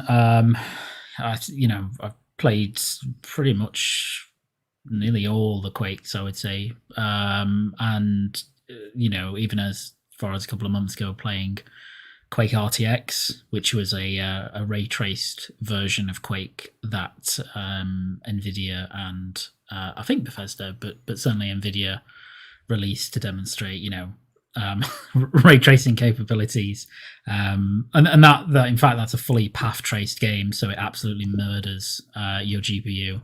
To the point where I think when it came out on a 2080 Ti, I was getting about 35 frames a second at 1440p. So that's how intensive that is. So I think there were. It's interesting because I think the leaked schedule said something about Machine Games talking about what they've contributed to this revitalized edition of Quake, and I don't really know what that means. It doesn't sound like, and I can't imagine Machine Games making. I don't think we're going to see some brand new, from the ground up Quake game from Machine Games. I don't think that's what they've been working. I'm pretty sure they've been working on Indiana Jones plus probably Wolfenstein 3. So maybe it's like a remaster of the original Quake with added content in a kind of updated engine, something like that. Maybe we'll get something. I really don't know. It's really hard to tell. They've got Quake Champions at the moment, haven't they? Which I've not had a chance to jump into. Obviously, it's PC only. Could it be something to do with that? Maybe Quake Champions coming to console, and maybe it's getting some sort of big update. It's interesting because I'm a big fan of Quake. I remember playing Quake on the Dreamcast. I don't know if anyone played Quake on the Dreamcast, because if I remember rightly, it did have crossplay back in the day as well. I think I will admit it maybe was not the most legally acquired version of Quake, which turned out to be an American version of Quake, which I think was the only version that actually had online play. And if I remember right, it did have crossplay. I'm not too sure, it might have, but that was sort of my first, if I remember rightly, sort of online experience of Quake. And then obviously I played things like Unreal, like Championship on the Xbox and Unreal Tournament and things like that. So I'd be really, really pleased to see a new Quake. So, but you're right, it'll be interesting to see what this is, because I can't see it just being a new Quake. Yeah, it would seem a little unusual for that to be the case. Yeah, and also I think if there was anyone that I think would make a brand new Quake and really reboot it, it would be id. It wouldn't be Machine Games that would do it. Yeah. It seemed to have wrapped up essentially on Doom for now. So I don't know why they wouldn't go on to Quake. As I say, I suspect it's probably. I mean, it's the anniversary, isn't it, of Quake? Is it 25 years or something like that? So maybe it's like I said, a remaster with new levels. Not something from the ground up, but just a kind of here's this celebratory version of Quake that Machine Games have been working on. Something lower manpower intensive. So I'm really interested to see what it is, but I don't think anybody should be sitting there thinking, oh my god, we've got a AAA Quake game ready to be announced by Machine Games, because I don't think it's that at all. Yeah, and I think maybe one other thing that stands out a little bit is obviously Quake's, it's a multiplayer game, and Machine Games have typically done their best work with their single-player campaigns, obviously most recently with Wolfenstein, and obviously they've got Indiana Jones coming up, so it'll be interesting to see sort of where they contribute there. And you're right, it does seem a better fit, especially now that they're done with Doom. Maybe that's their next project, maybe sort of a revitalized Quake or a new entry in the Quake franchise. Pucks, do you have much history with Quake yourself, mate? Yeah, I did play a bit of it back in the day. I think early 2000s. If anything, it was probably going around Flap's place and playing it on the PC there. I think is from what I remember. But yeah, a little bit of LAN networking. Yeah, absolutely. yeah, I remember there was one particular. I'm sure it was Quake. There was one you was on a PC, and I think you gave me one of your like a work laptop of yours or something. But I had no mouse. I only had to use the trackpad. It was like a little 8-year-old. So it was. To be fair, I did have a spare mouse. I just didn't want you to beat me. So that was good fun. But no, I mean, I kind of mirror what Luke was saying there, really. I mean, such a big franchise as Quake, especially for coming around the 25th year anniversary or whatever else. It doesn't make sense for like a massive brand new game to be made not by id or ID Software, whatever they're called. So it definitely seems to make sense that maybe it is as you say, like a remaster or a console launch of Quake Champions. I've actually looked it up because I remember seeing some. I can't remember if it was potentially like leaked like images or something, or just someone copying it. But looking at the champions available in the game, I mean, there are some other kind of id characters in there. I mean, you can apparently one of the champions is the Doomslayer. You've got the Blazkowicz from the Wolfenstein games in there, and there's a number of others as well. So I'm wondering if it seems to make more sense to me that maybe it's a console launch of Quake Champions as opposed to anything brand new. But if I'm honest, I've not really played Quake Champions. I'm not quite sure what it's about, apart from probably being more Quake, if anything. So if it is just PC at the moment, it would be cool, definitely cool to see that on console. I think there's a long time coming for some Quake console gameplay. Yeah, that was actually going to be my next question and this goes out to everyone: is there room this day and age for a new Quake for that style of shooter? Do you think? It's been obviously a long time. We don't see Unreal Championship or Unreal Tournament games around too much these days. If it's not Battle Royale, it doesn't seem to be too successful, unfortunately, in a lot of cases. Is the world ready for a new Quake, do you think? I think a lot of the world is definitely ready for... or I think there's a lot of the world now which loves what's now deemed retro gaming or retro games from like the late 90s or early 2000s. And, you know, Unreal Tournament, I think there's definitely a massive first for that. But unfortunately, I think Epic are obviously so enthralled in the success of Fortnite that I don't think we're going to be seeing a new Unreal for a long time. Given that there was an Unreal Tournament in development, and which then got pushed forward to a community endeavour, and then it got canned entirely. So after the success of Fortnite, which is a shame.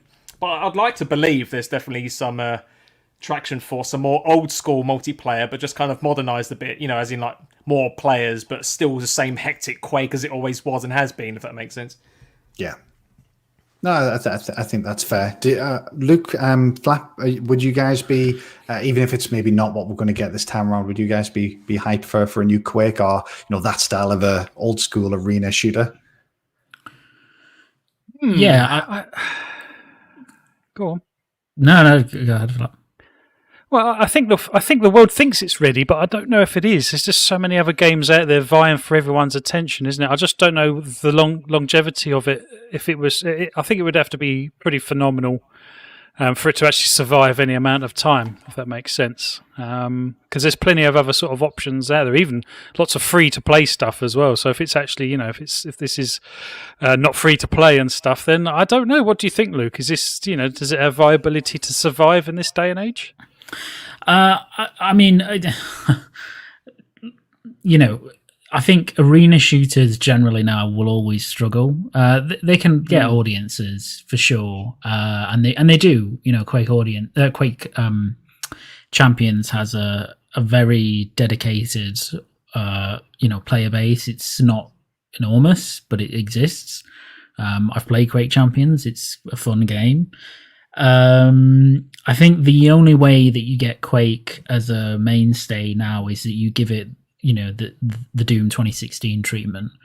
In that you know, Quake generally has always had a single player campaign, you know, so and this, you know, it's a very gothic, dark setting. And if you had, you know, if id took it and really gave it the Doom treatment, you know, full reboot, but staying kind of close to the totem poles of the franchise, then it could do really well.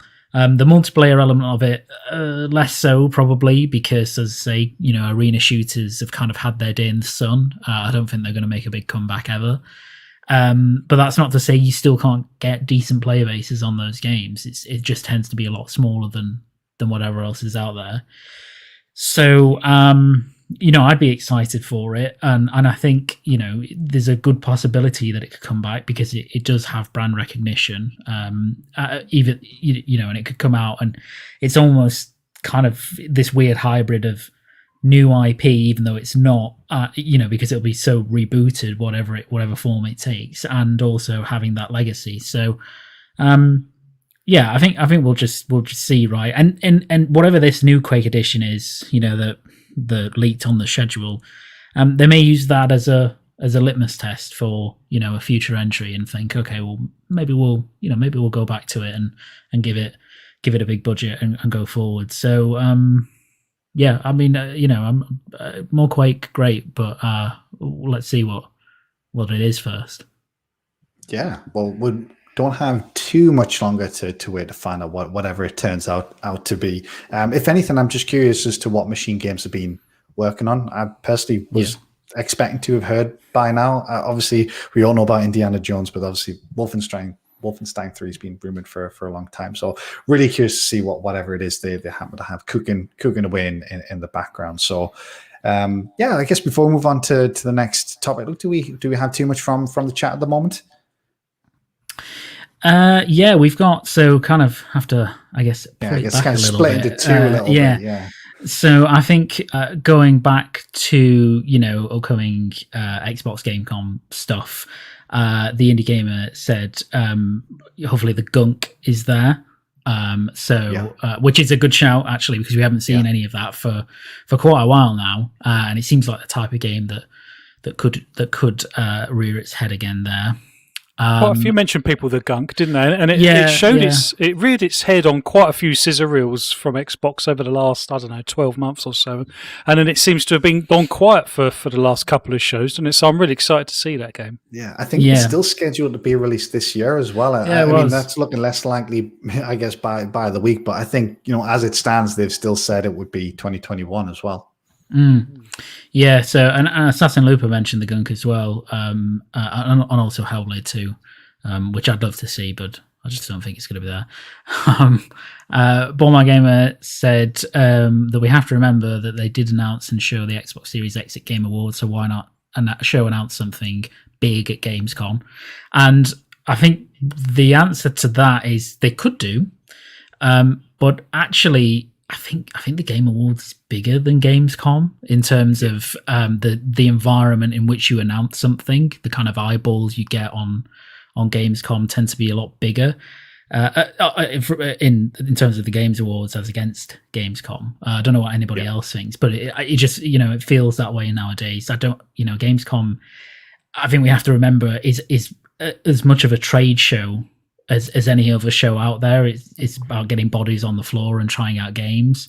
It gets more attendees when it's active than E3. So I don't really think it's publishers, hardware holders don't seem to treat it anywhere near as big as other stuff now.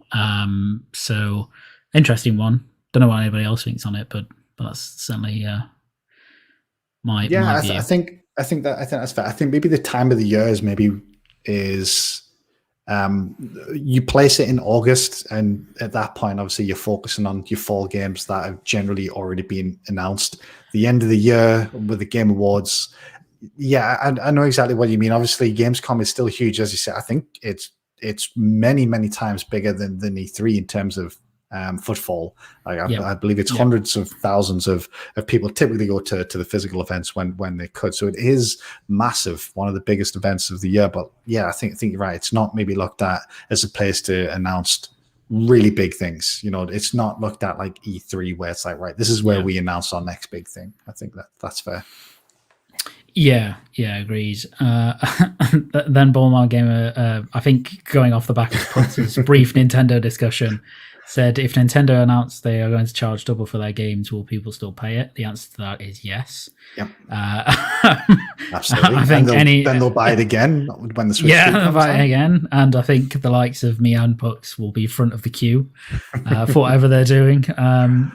that BMG again says, kind of going on to QuakeCon now and Machine Games specifically. He just wanted to put it out there that if Machine Games needs someone to jump into the role of Indiana Jones for the game, that he's free whenever. So we'll remember that. I mean, I didn't know he was such a talented actor as well. But yeah, well, they do tune in regularly, so you never know. wait for the invite. Yeah. And got a good agent, Matt. Yes. And Super Cosmic Puma said Quake VR Battle Royale, which is a bunch of words that I never imagined fitting together. It sounds vomit-inducing, I think. Imagine. The pace of Quake in VR sounds like there would be a great deal of deaths from that game in real life, just from the sheer movement that's going on in front of you. But I'm surely that's been modded somewhere, right? Surely someone's put the original Quake in VR at this point. They probably did, and then realised it was a bad idea, and that's why you've never heard of it. Yeah. Well, they died after they did it from testing. So their eyes imploded. Yeah, it's a bit like The Ring, where if you see it, you kind of just perish afterwards. So yeah. And that's it. Well, that came to an abrupt end. Yeah, well, just to wrap things up from BMG, I have just seen he already has a whip and hat ready. I hope he's still talking about his Indiana Jones audition and nothing. He has had a few Fosters, so he could be on about someone else.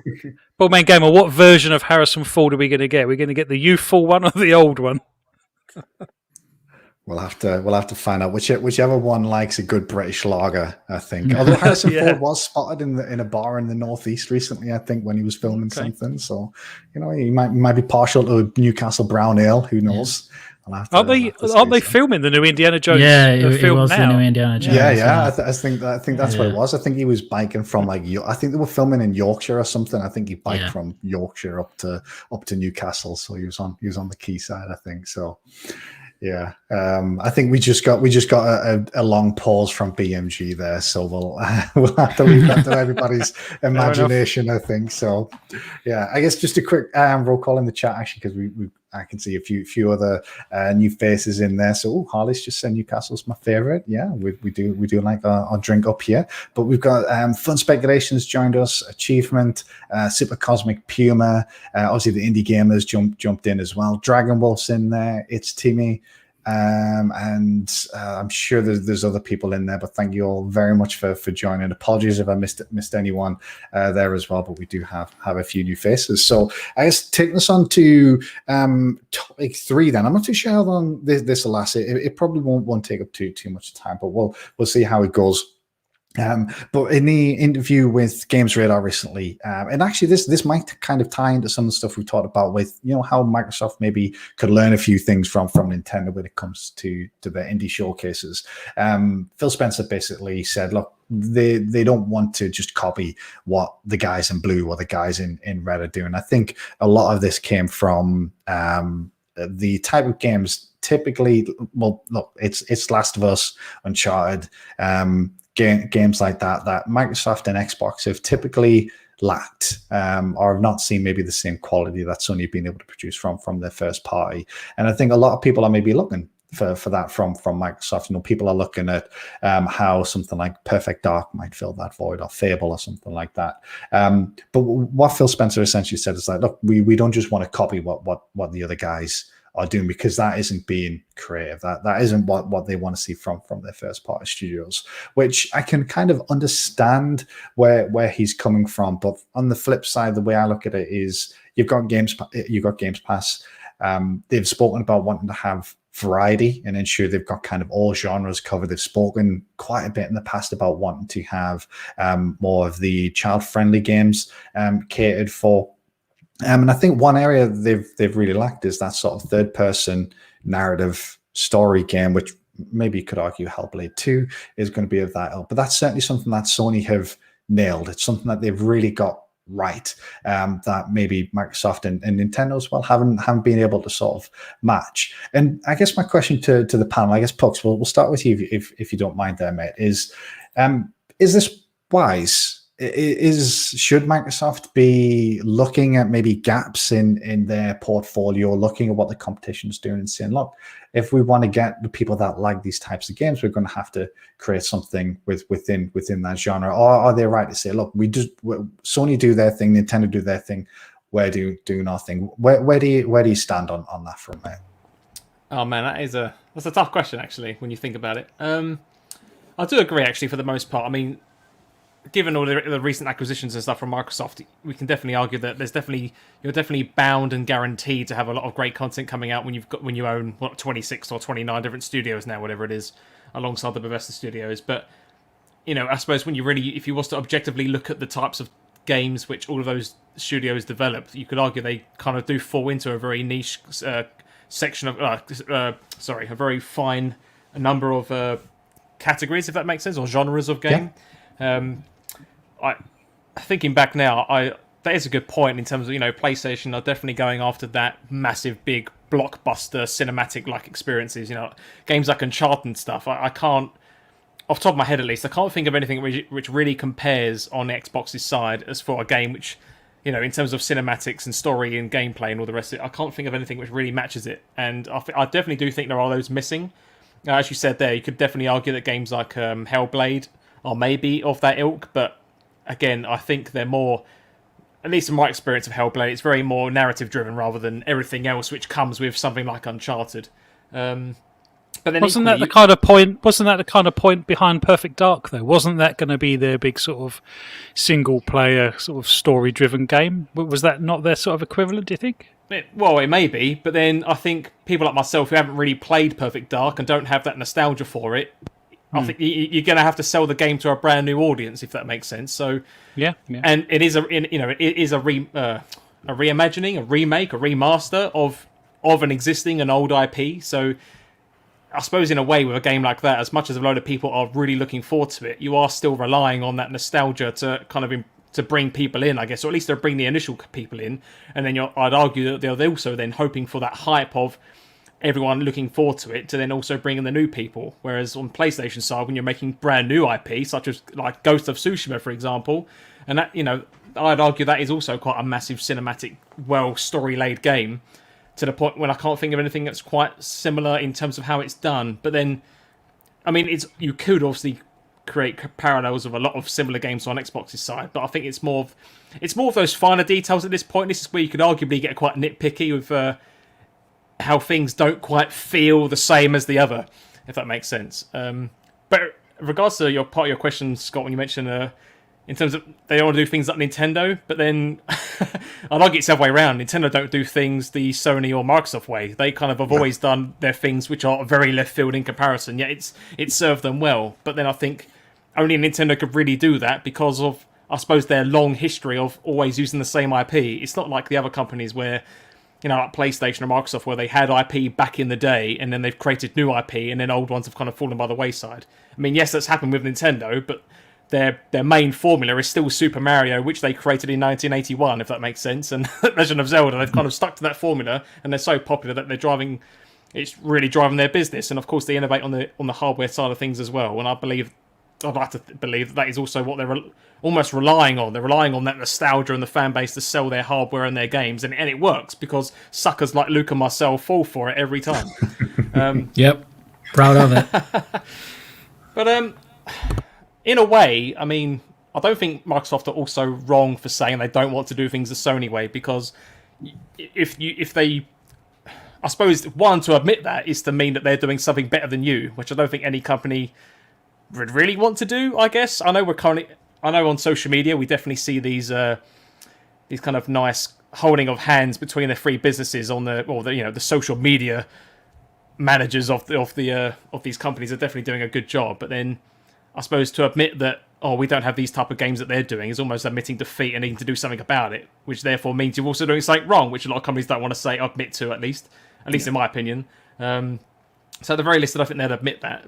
But then, sorry, I know I'm blabbing on a bit, but then the other side of the coin, I think a lot of people potentially also argue that outside of these big PlayStation IP, does PlayStation have the kind of things that Xbox has? And, I think the answer is no, and it kind of works on both sides. That Xbox is lacking the types of games that PlayStation are focusing on, but then equally, PlayStation don't seem to have all the games and content that Microsoft are focusing on. And then rather, both companies are relying on third parties and free-to-plays to kind of generate most of their player base anyway. So I don't think they're wrong, but I don't think they're necessarily right either, if that makes sense. Because there's definitely just... There's pros and cons to both decisions and ways of doing things, I guess. But I think Microsoft are definitely in a position to... Well, they're in a better position, I would argue, to try and fill some of those genre gaps and create those more family-friendly content, as you mentioned earlier. Yeah, Flap, and look, I am purposely keeping you for last, mate. I hope you don't. I hope you don't mind. But Flap, Pucks mentions there that they're in a better position now. From your perspective, do you think Microsoft have got all bases covered? Where do you see those gaps, and do you think they should be taking a leaf out of Nintendo or PlayStation's book to ensure that those gaps are filled and they're covering sort of all audiences? If you remember, I can't remember what it was it Shadow of the Tomb Raider, one of the Tomb Raiders that was infamously sort of basically money hatted by Microsoft, which was essentially in response because they wanted a game exclusive to their platform to rival Uncharted, if I remember correctly. So it's obvious that Microsoft have looked at sort of Sony's first party output in the past. And obviously it's a different Xbox now. I don't think anyone can deny that. But they've obviously looked at it in the past and they've seen gaps and they've tried, I think infamously very badly, to fill those gaps. But where do you see, I guess, those gaps, particularly in their Game Pass library, and where do you think they could be doing a little bit better? Well, see, I was confused by this sort of this update from Phil Spencer, because I was under the impression that's exactly what they did want to do. I thought they'd already mentioned that they were going to put a focus on story-driven single-player games, and that they were going to try and and there was a gap in their games lineup for sort of E for everyone type games and stuff, which perhaps rightly or wrongly I assumed was a nod towards Nintendo with that kind of content. So I already thought Microsoft were kind of looking at these other companies, looking at the gaps in their lineup, as it were, and trying to get them filled. So, like I say, things like Perfect Dark, even the Indiana Jones game, that could probably be argued that could be a kind of an Uncharted type competitor. So I was a little bit confused to hear this, to be honest. Should Microsoft be looking at gaps in their software lineup? Yeah, absolutely. But each company seems to specialize in their own kind of thing. I think generally, particularly PlayStation, most people would agree that obviously, first party story driven games, narrative games are their thing, and they do them incredibly well, and they absolutely do. Should we just leave Sony doing that, or should Microsoft get some of their own? I think Microsoft should get some of their own, but not because Sony are doing it, but because it's a gap in their software lineup, to be honest. And the same can be said for the E for everyone type games. I like I say, and I was playing the latest Katamari game, and it's just mindless fun, to be honest. So I quite like games like that. You need the full range and the full gamut to appeal to everyone, really. So yeah, I was a little bit surprised to hear that. And I've got to be honest, I think Microsoft are actually in a fantastic position in many ways, obviously from a service point of view. But also, when you think of the diverse games that they do actually have in production as we speak, no one comes close to the diversity that Xbox is showing right now with some of the games that they've got currently in development. So to be honest, I'm thinking the other guys probably need to be looking at Microsoft in lots of ways, thinking, actually, do we need to diversify? It's all very well Sony pumping out these fantastic, and I will call them quadruple A games, because they feel like they are, things like Last of Us, Uncharted. They're absolutely fantastic. But is that all they do? They're not. PlayStation's not particularly huge in the first party online scene, and they could probably do more and should do better there potentially, but I don't know. I think Microsoft are in a very good place. I don't think they should really be looking at first party story narrative games as being a Sony thing. I think they should make it their own, and perhaps not necessarily copy what Sony have in terms of let's copy a God of War, let's copy an Uncharted, but just come up with their own jam, really. And like I say, I'm hoping things like Perfect Dark will actually fulfill that to some degree. The future is incredibly bright. It's a very exciting time. You think you've got things like Fable, single player, story-driven narrative, obviously in a completely different vein from the kind of PlayStation side of things, but technically it ticks those boxes. And also, the strange thing is that I'm wondering if Game Pass is actually the perfect vehicle to actually produce those kind of games, because obviously in a subscription service, the money, I won't say it's guaranteed. It still obviously has to be greenlit as a project, but you have a defined cash flow coming in. So unlike Sony, you don't necessarily have to charge $70 for those new quadruple A titles, as I'll call them. So it actually seems to me like Game Pass is the vehicle to be able to sort of deliver some of these huge single player games. I'm interested to hear what Luke thinks. Yeah, I think, Luke, come to you next. I saved you to the last minute. Like I say, I hope you don't mind. Obviously, you've, I think out of all of us, have probably played PlayStation games the most. Apologies, Flap, if that's not the case. Obviously, I know you just mentioned before that you're currently in the middle of another playthrough of The Last of Us. So where do you stand? Where do you stand on this, mate? Do you look at your Xbox and think, oh, Christ, I wish I had more of The Last of Us, more of this type of game, or do you think both teams are just doing what they're good at? Yeah, it's a tough question. I think part of it depends on how you game personally as well. For me, I don't miss out on anything because I have all the platforms. So I don't necessarily look at what Xbox are doing and go, oh, I wish it had X. But I do think that they have room for the type of game that Sony are very good at. And I think Sony have they've got better with their variation over the years. I mean, certainly they don't have the variation that Microsoft do now in terms of the sheer variety of studios making very different types of genres of game. And I agree to some extent with what Flap said in that maybe others should be looking at Microsoft and going, maybe we need to introduce like more of this and more of that. And I think, for example, Sony have been trying to do that with stuff like, Returnal. They've got Ratchet. They've got, they're going to be going forward with Astro. There've been rumors of Twisted Metal. All of these sorts of things, right? For Microsoft, I think that they're just, right now they're just in a position where they're just trying to get good quality, no matter what the type of game is, and they have been doing that quite well, probably over the last year or so, and it's only going to increase, right? I think they definitely should do something like Sony do, not big, and again echoing Flap, not because Sony are doing it, but because it's just a gap that they have. Right, it's something, I don't think it's necessarily the narrative element. It's more of the cinematic blockbustery type game, something that kind of really takes your breath away, and it's kind of action adventure and that sort of thing. That's the type of thing I'd like to see Microsoft do. And Perfect Dark might be that thing, right? We don't know exactly what that's going to be yet, but certainly the initiative seems to have been set up to be that type of, Naughty Dog, Sony Santa Monica type studio that will make that type of game. So I think that's their answer to that. And certainly, I remember when they were, I think Playground way back when were seemingly creating something Horizon Dawn-esque or something like that, before Microsoft kind of jumped in and said, well, we'll fund the game, and then eventually ended up buying them anyway, and then turned it into Fable, because they had that IP, and that will be different. I mean, that's going to be more RPG-ish, I guess. But if you think about kind of Fable RPG mechanics, they're a bit more involved than something like, I guess, Horizon Zero Dawn or Ghosts, but they're not that removed. They're kind of more in depth than those. But you could certainly imagine Fable as that sort of, really cinematic, amazing kind of experience that happens to be in a fantasy world. So I don't really think that they have to look at Sony and go, well, we need to do X, Y, or Z, or that Sony have to look at Microsoft and go, we need to do X, Y, and Z. I just think they need to both plug the gaps that they have if they can, rather than relying on third parties to do it, because it's always more interesting when your platform holder puts a lot of money and time into these games. And the one reason I really want Microsoft to make, a kind of Sony type game, if you want to call it that, is because they have the studios and the budget to be able to make something fantastic.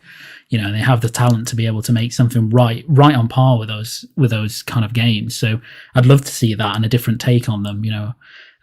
So yeah, it's, as I say, I think it's maybe more of an issue if you're on that platform and that platform alone, and you feel like you're not getting that. Do you know what I mean? Like perhaps if I think people who game across different platforms, you generally don't tend to feel like you're missing out on something because someone has you covered somewhere.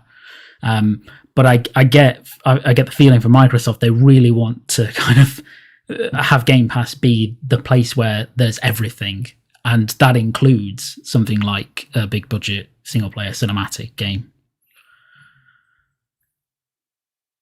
It'll be interesting to see just what actually comes of it, because I think maybe I think you're right when you talk about something like Perfect Dark. We spoke about Hellblade, we spoke about Fable. I think they do have a lot of these genres covered, but I think you nailed it there, Luke, when you said sort of the more blockbuster cinematic type thing, because I think that's maybe something like Fable, Hellblade, Perfect Dark maybe being the exception, will lack compared to maybe what you've seen done with Uncharted and The Last of Us. So yeah, it'll be interesting to see. And I think I'm with Flap a little bit as well. I was a little surprised because Phil Spencer's been on record talking about how they want variety, they want sort of everything, they want something for everybody in there. And I think maybe that's part of the market that they've not quite nailed, or certainly they haven't done quite as well as Sony have done in the past as well. So lovely. Well, I think I guess before we go to maybe just wrap up the next topic, I'm gonna hand it over to Luke and Flab. I'm just gonna switch off for I think 10-15 minutes for what's coming up. But before we do that, do we have too much in the chat? Yeah, got quite a lot. I think it's naturally this topic is gonna bring out kind of reactions of one end of the spectrum or the other in terms of people's feelings on it. So Shizno Elite says, I enjoy PlayStation games, but to be honest, they use the same formula over and over, and I like to have variety. I'm not sure I would agree with that, but I get the point that their first party studios do have they're like action adventure games, right? RPG mechanics, maybe not in some of them, and they have a kind of a blockbuster mentality with a lot of what they do.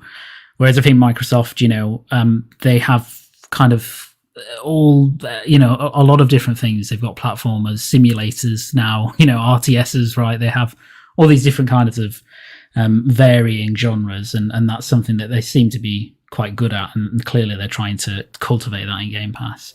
Indy said that they, being Microsoft, shouldn't chase or copy a supposed ideal, make creative and fun games.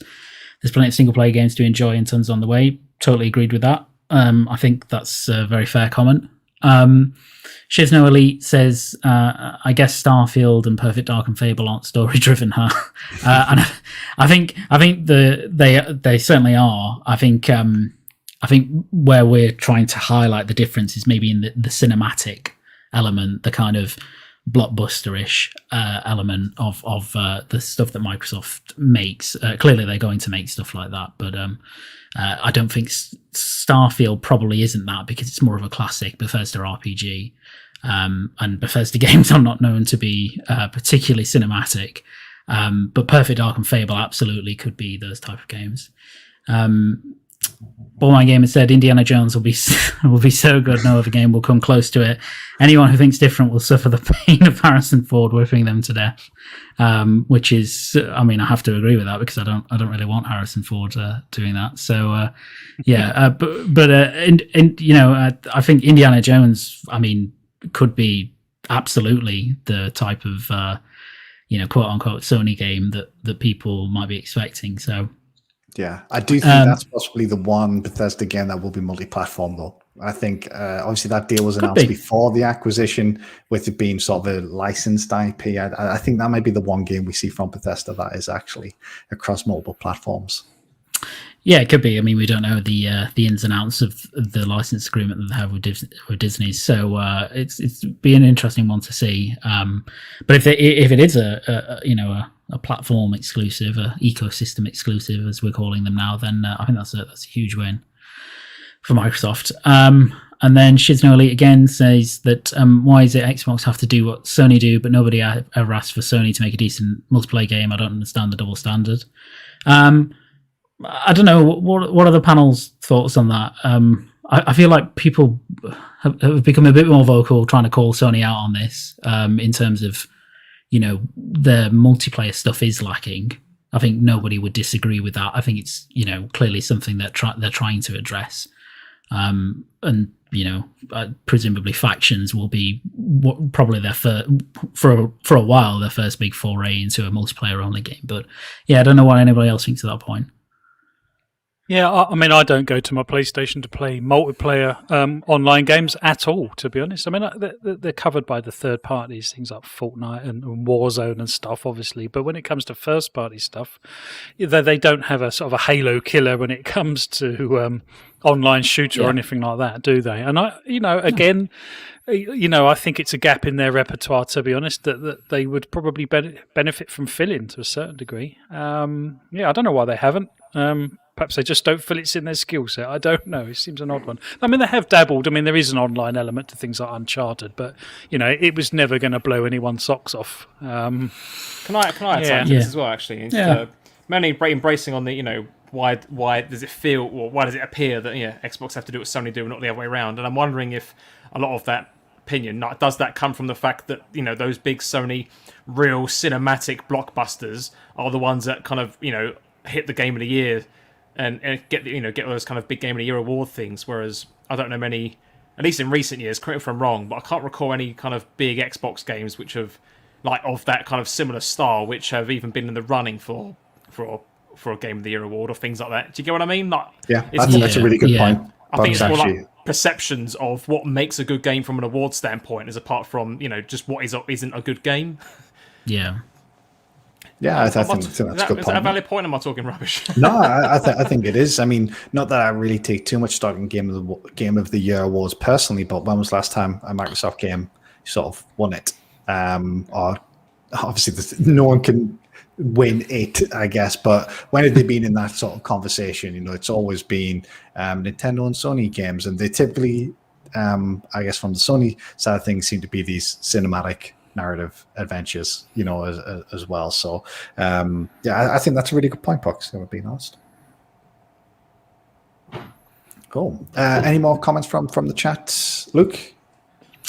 There's a few more, but I think we're getting into territory of causing some discontent within the chat. So let's move swiftly on. Yeah, fair enough. I guess just maybe a mini confessionals for BMG and maybe everyone on here. I don't like Indiana Jones. Just put it out there. But we'll move on from that. I didn't say you don't what you don't like the franchise of Indiana Jones? Really? Yeah. I've never liked it. I've really never liked it. So, I don't really have too much hype for that game, if I'm being honest. So, wow, that is that is a confessional right there. Okay. Moving swiftly on. Yeah, I'm actually going to, like I say, I'm going to hand this over to you guys a little bit. So we've got a few little, I guess, mini sort of topics that I'll see where you guys are, which ones you guys want to talk about. So we had Call of Duty Vanguard leaking. I'm obviously not a big fan of Call of Duty. I know Pucks, you and Flap play Call of Duty a fair bit. We've had GTA remasters have been rumored this past week, and then probably the big one of the week, and this is where I'm going to hand over to Luke and Flap, I think, is what I was going to say something else there, but I'll tone my language down a little bit. What on earth is going on with Abandoned? The rumored Kojima game, Silent Hill remake, experience, whatever the hell it is. I guess Luke, Flap, do you want to take the reins there? Well, I think this is one of gaming's biggest frauds. I don't think it's anything. I don't know what your take is, Luke. I know Jeff Keighley said, it's the devs on board and stuff. But looking at, with what's come out this week and Blue Box Games and their particular history and past, yeah, this could be one of gaming's biggest hoaxes.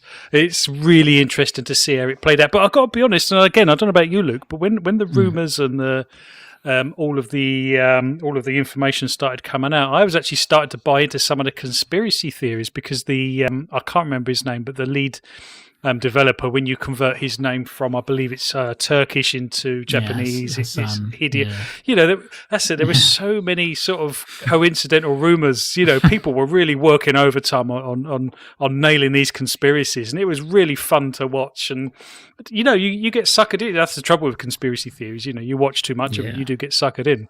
And I was kind of on the fence a little bit. I was like, well, perhaps this is a Kojima thing. Perhaps we are being trolled by him, and perhaps, but you know, Jeff Grubb's saying it's not Kojima because he's working with Xbox, and I don't know. What's your take, Luke? It's a real strange one. I personally think it's a hoax, but. Yeah, no, I never for 1 second thought this was some elaborate ARG from Kojima, you know, for a Silent Hill game. It's kind of this convergence of the mystery behind the project and the studio, Kojima's history with this sort of thing, and then also I think people's, you know, really deep desire to have Silent Hills make a return. And I think there's a significant amount of people that are just really trying to will that into existence, which I totally get, because I mean, PT, you know, the demo, it's probably one of the most influential demos that's ever been made. And you know, seven years later, people are still talking about it, which shows you how incredible it was, you know, and the campaign, you know, with what it began with, you know, with I think it was 7750 Studios, you know, some bunkus studio being named as a developer, and you know, it's teased at a Sony conference. People were like, what the hell is this? And then, you know, it's this whole ARG within a game, essentially, where you find out it's Silent Hills. It was fantastic. And, you know, Kojima did a very similar thing with Metal Gear Solid 5. Again, even going so far as to get an actor to play the head of this pretend Swedish studio that was making the game. And he gave an interview on the Game Awards wrapped in bandages. And, you know, so he does have a history of this. So I get why people have connected those dots. But this one is just some absolute chancer trying to, you know, garner hype for his indie project. And Hassan has multiple times, you know, deliberately played on people's expectations about this to try and get them to, you know, to try and get more hype for his game. He's the whole it begins with an S, ends in an L thing. It's like, well, everyone's going to jump to Silent. Exactly. Yeah. I think he did a teaser image of Abandoned where you know, coming up to this playable trailer app, whatever the hell it is, which was, you know, it had some image of a big boss looking character behind it, which, you know, was another Kojima link. Yeah, you know, if you look at the history of Blue Box, they've done this before. Like, they've done this sort of, we're going to release a teaser, and then we'll release a playable demo, and we'll do this, that, and the other. And then there's always a technical issue, like there was with the Abandoned trailer app. And then the most galling thing at all, you know, saying there was a technical issue with the app coming out, the teaser coming out, and it's literally a GIF, the same video that Blue Box posted on Twitter of some guy walking on some floorboards. So it's just ridiculous, to be honest. I think anybody using, what I will say is this: anybody using it for fanboy fodder or to attack, you know, to kind of attack people on one side or another, I think it's really sad, because the saddest thing about all of this is Blue Box Studios, right? That someone's having to, that clearly can't really make a game at all, and he's having to try and, you know, ARG his way to some kind of attainment. You know, it's just ridiculous. It's really pathetic. And it's frustrating, I think, seeing people be suckered into this, because I get that people really want Silent Hills to be real, but there's no way that Kojima is making a Silent Hills game, because one, everybody's pretty confident, at least in the know, that he's working with Xbox. And two, there is absolutely no way at all that Konami would say, "Oh yeah, Hideo, you go ahead, you make another Silent Hills games, and get the crew back together, get Del Toro and Regis back together, and do it again." They had a very bad split, and that's not going to heal. There are clearly, I think, pretty confidently we can say that there are Silent Hill games in development, but Kojima's not working on them. And so, yeah, it's just weird. It's just such a weird thing, and it's really gonna. I think it's already sort of blown up in Blue Box's face with the app teaser. But the further on they go with it, the worse it's going to get. So they really need to stop. But they won't. There's a couple of extra bits here though, because I think they were posted on the Sony blog page and stuff, and apparently that costs quite a few $1,000 to do that. And they're not, they obviously didn't charge for this sort of downloadable, whatever it is you'd call it, the app that shows you the high fidelity graphics and stuff. So I don't know how they've made any money. I can't see what the point of all of this is. If they'd made some money, kind of a hit and run, then I kind of get it to some degree, but there doesn't seem to be any of that. And I'm also surprised that Sony are allowing this to carry on, because now there is some sort of light shed on the situation. I would have thought Sony would have been all over this and sort of tried to work out the credibility of this design studio, because it is obviously plastered as a Sony exclusive, and it is kind of dragging the PlayStation platform into sort of into a negative light to a certain degree. Oh well, I don't know if it is though, because they had the blog post. Obviously, that must have cost some money. I think as far as Sony were concerned, as soon as that money changes hands, it's like, well, here you go, here's a platform, you do what you want. We'll have a look at it. I think even people like Shuei Yoshida aren't actually sure what the game is. And I don't think it's particularly incumbent on Sony to, vet the marketing campaign of every single independent game that goes on their store, just like it's not the case for every other platform. Do you think it's an actual game then? You don't think this is just a troll from the beginning? I think it's an actual game. I don't I think it exists in some form, and I think probably Blue Box and Hassan genuinely want to put something out, and they have something. The original, they showed an original trailer, if you remember, which had some gameplay in it. It looked a lot like an asset flip, but it clearly exists. They have something. I just think that it's probably not going to come to anything. But how does Sony, how does any platform holder actually vet that? Do they say, well, independent developer, give me a build of your game now, please, otherwise we're taking you off the store? Like, I don't know if in practice, I don't know if that's how it works. Probably not.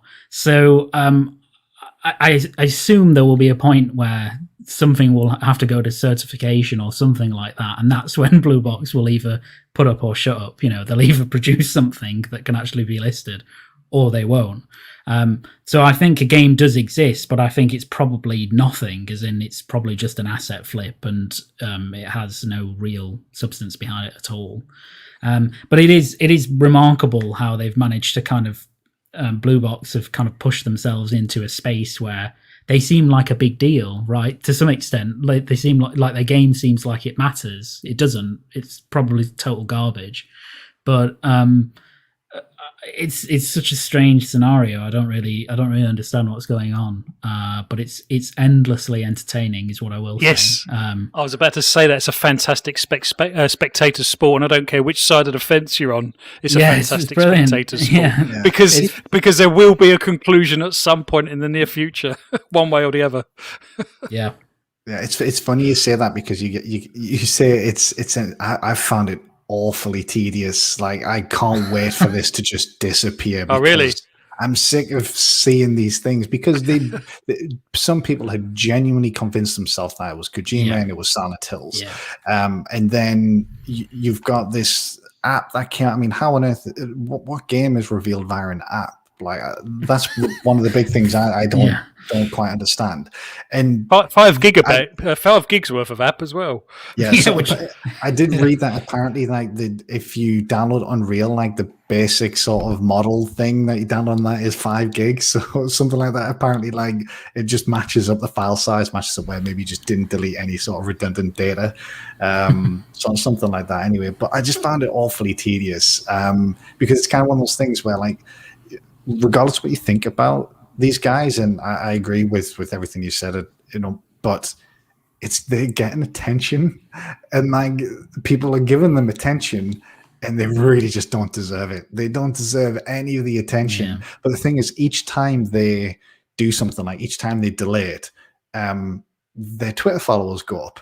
And I know that's obviously not a particularly important metric, but they're gaining more and more eyes with each farcical episode within this whatever it is, and which I just find truly, truly bizarre. That obviously it's the entertainment factor, I guess, and the curiosity factor, but it's just like I just think they do not deserve the focus and attention that they're getting on at the moment. There are so many other developers that deserve the time, and these guys are just if you know what it is, I think it's just a money laundering scheme. That's the only thing that I can think of. Look, you say you think you should this game. I don't share that confidence. It wouldn't surprise me if this just disappears, just like some of their other, I believe they've had failed or cancelled Kickstarters. They've had games that they've teased in the past that didn't come to anything. It wouldn't surprise me if this goes exactly the same way, and it just turns out to be some sort of elaborate money laundering scheme, or something along those lines.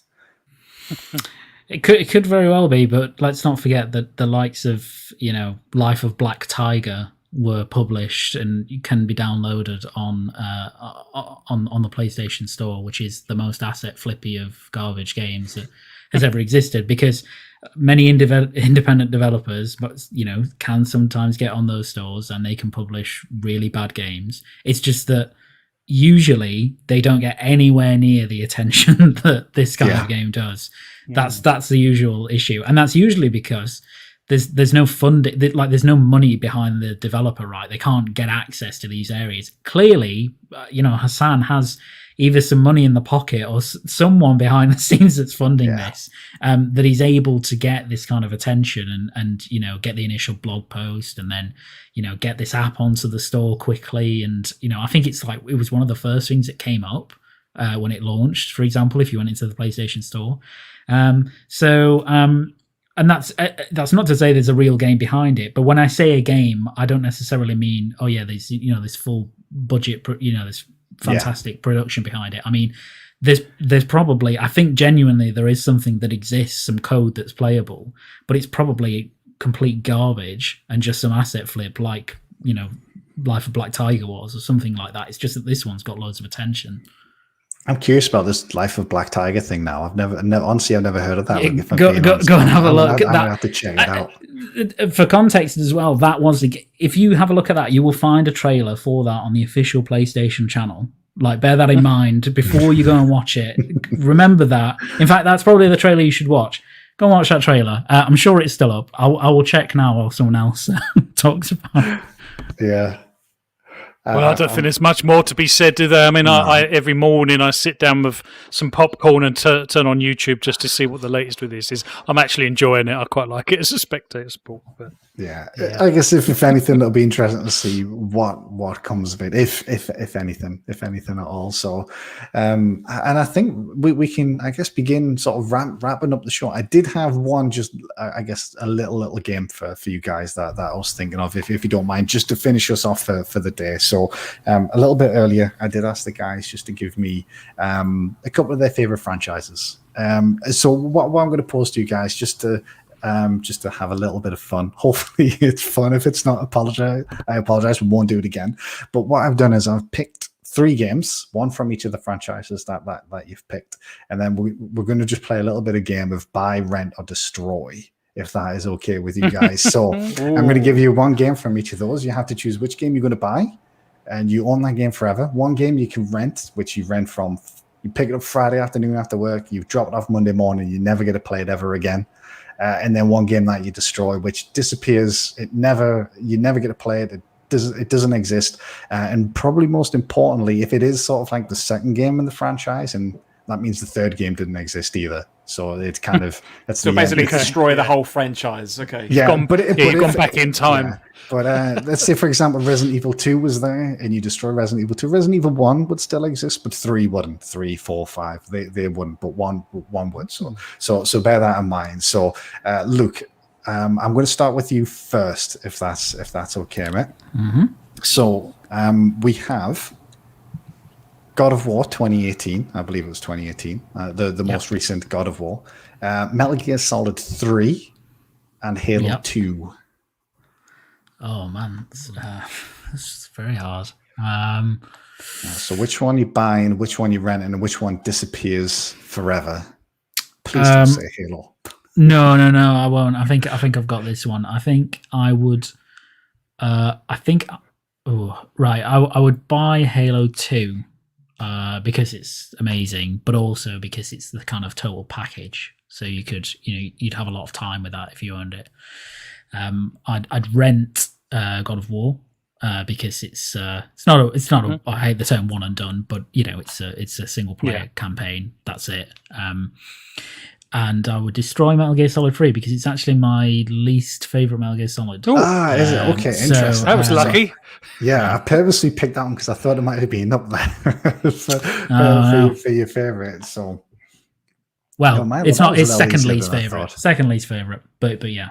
Yeah, so goodbye Metal Gear Solid 3, 4, and 5. They never existed, unfortunately. So cool. Well, Pucks, we'll come to you next then, mate, if that's okay. Yeah, let's do I was a little bit surprised at the franchises you chose, if I'm being honest. So okay. yeah. So I'll try one to be of a them bit different, but yeah, one of them at least anyway. So first one, the original Kingdom Hearts, The Elder Scrolls Oblivion, oh no, and the Legend of Zelda Twilight Princess.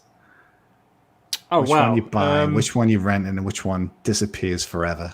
So it's Kingdom Hearts 1, Twilight Princess. What was the other one? Oblivion. Oh man, I'd have to buy Oblivion.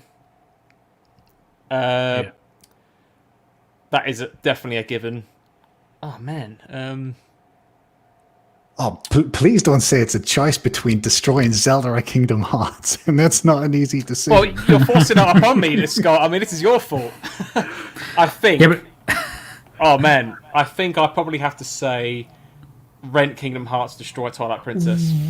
what? Really? But that gets rid of everything post Twilight Princess. I'll tell you why. As much as I love Twilight Princess, it's by far not my favourite game in the in whole Zelda franchise. Picking these bloody games, haven't I? But Kingdom Hearts has got so much gameplay involved in it, and there's so much you can do, and you can play it for hours on end. But it's Zelda after Twilight Princess has now just been erased from history. Yeah. There's no Breath of the Wild. So Breath of the Wild's now gone. Oh, wait, you've made okay, your decision. hold on. You've made your decision now. No, I'll take it back. Oh man, no, I probably would change my mind. So I forgot that point, to be perfectly honest, in terms of the whole franchise after that game. Oh man, Yeah, Scott's destroying the timeline. He's going back in time and wiping out the yeah. franchise. Okay, yeah, So I'd there have to can't be buy. a sequel to Zelda game if that Zelda game didn't exist. So Oh man, I've definitely not done this right. No, I would rent Twilight Princess and destroy Kingdom Hearts then. fair. Well, we'll let you have that one. I was really surprised at Kingdom Hearts when I asked. I was really surprised that Kingdom Hearts was sort of one of the ones that was up there, mate. So Oh, I love the series. Yeah. So finally, just to finish off with you, mate, before we wrap things up. So we actually have another entry for the Elder Scrolls. I didn't want to just pick the same one, so this time I picked Morrowind, Right, okay. the original Gears of War, and Uncharted 2. Oh, wow. So Okay. which one you buying, which one you renting, and which one is wiped Oh, man. from history, oh, never to be seen wow. again, along with any sequels. Holy.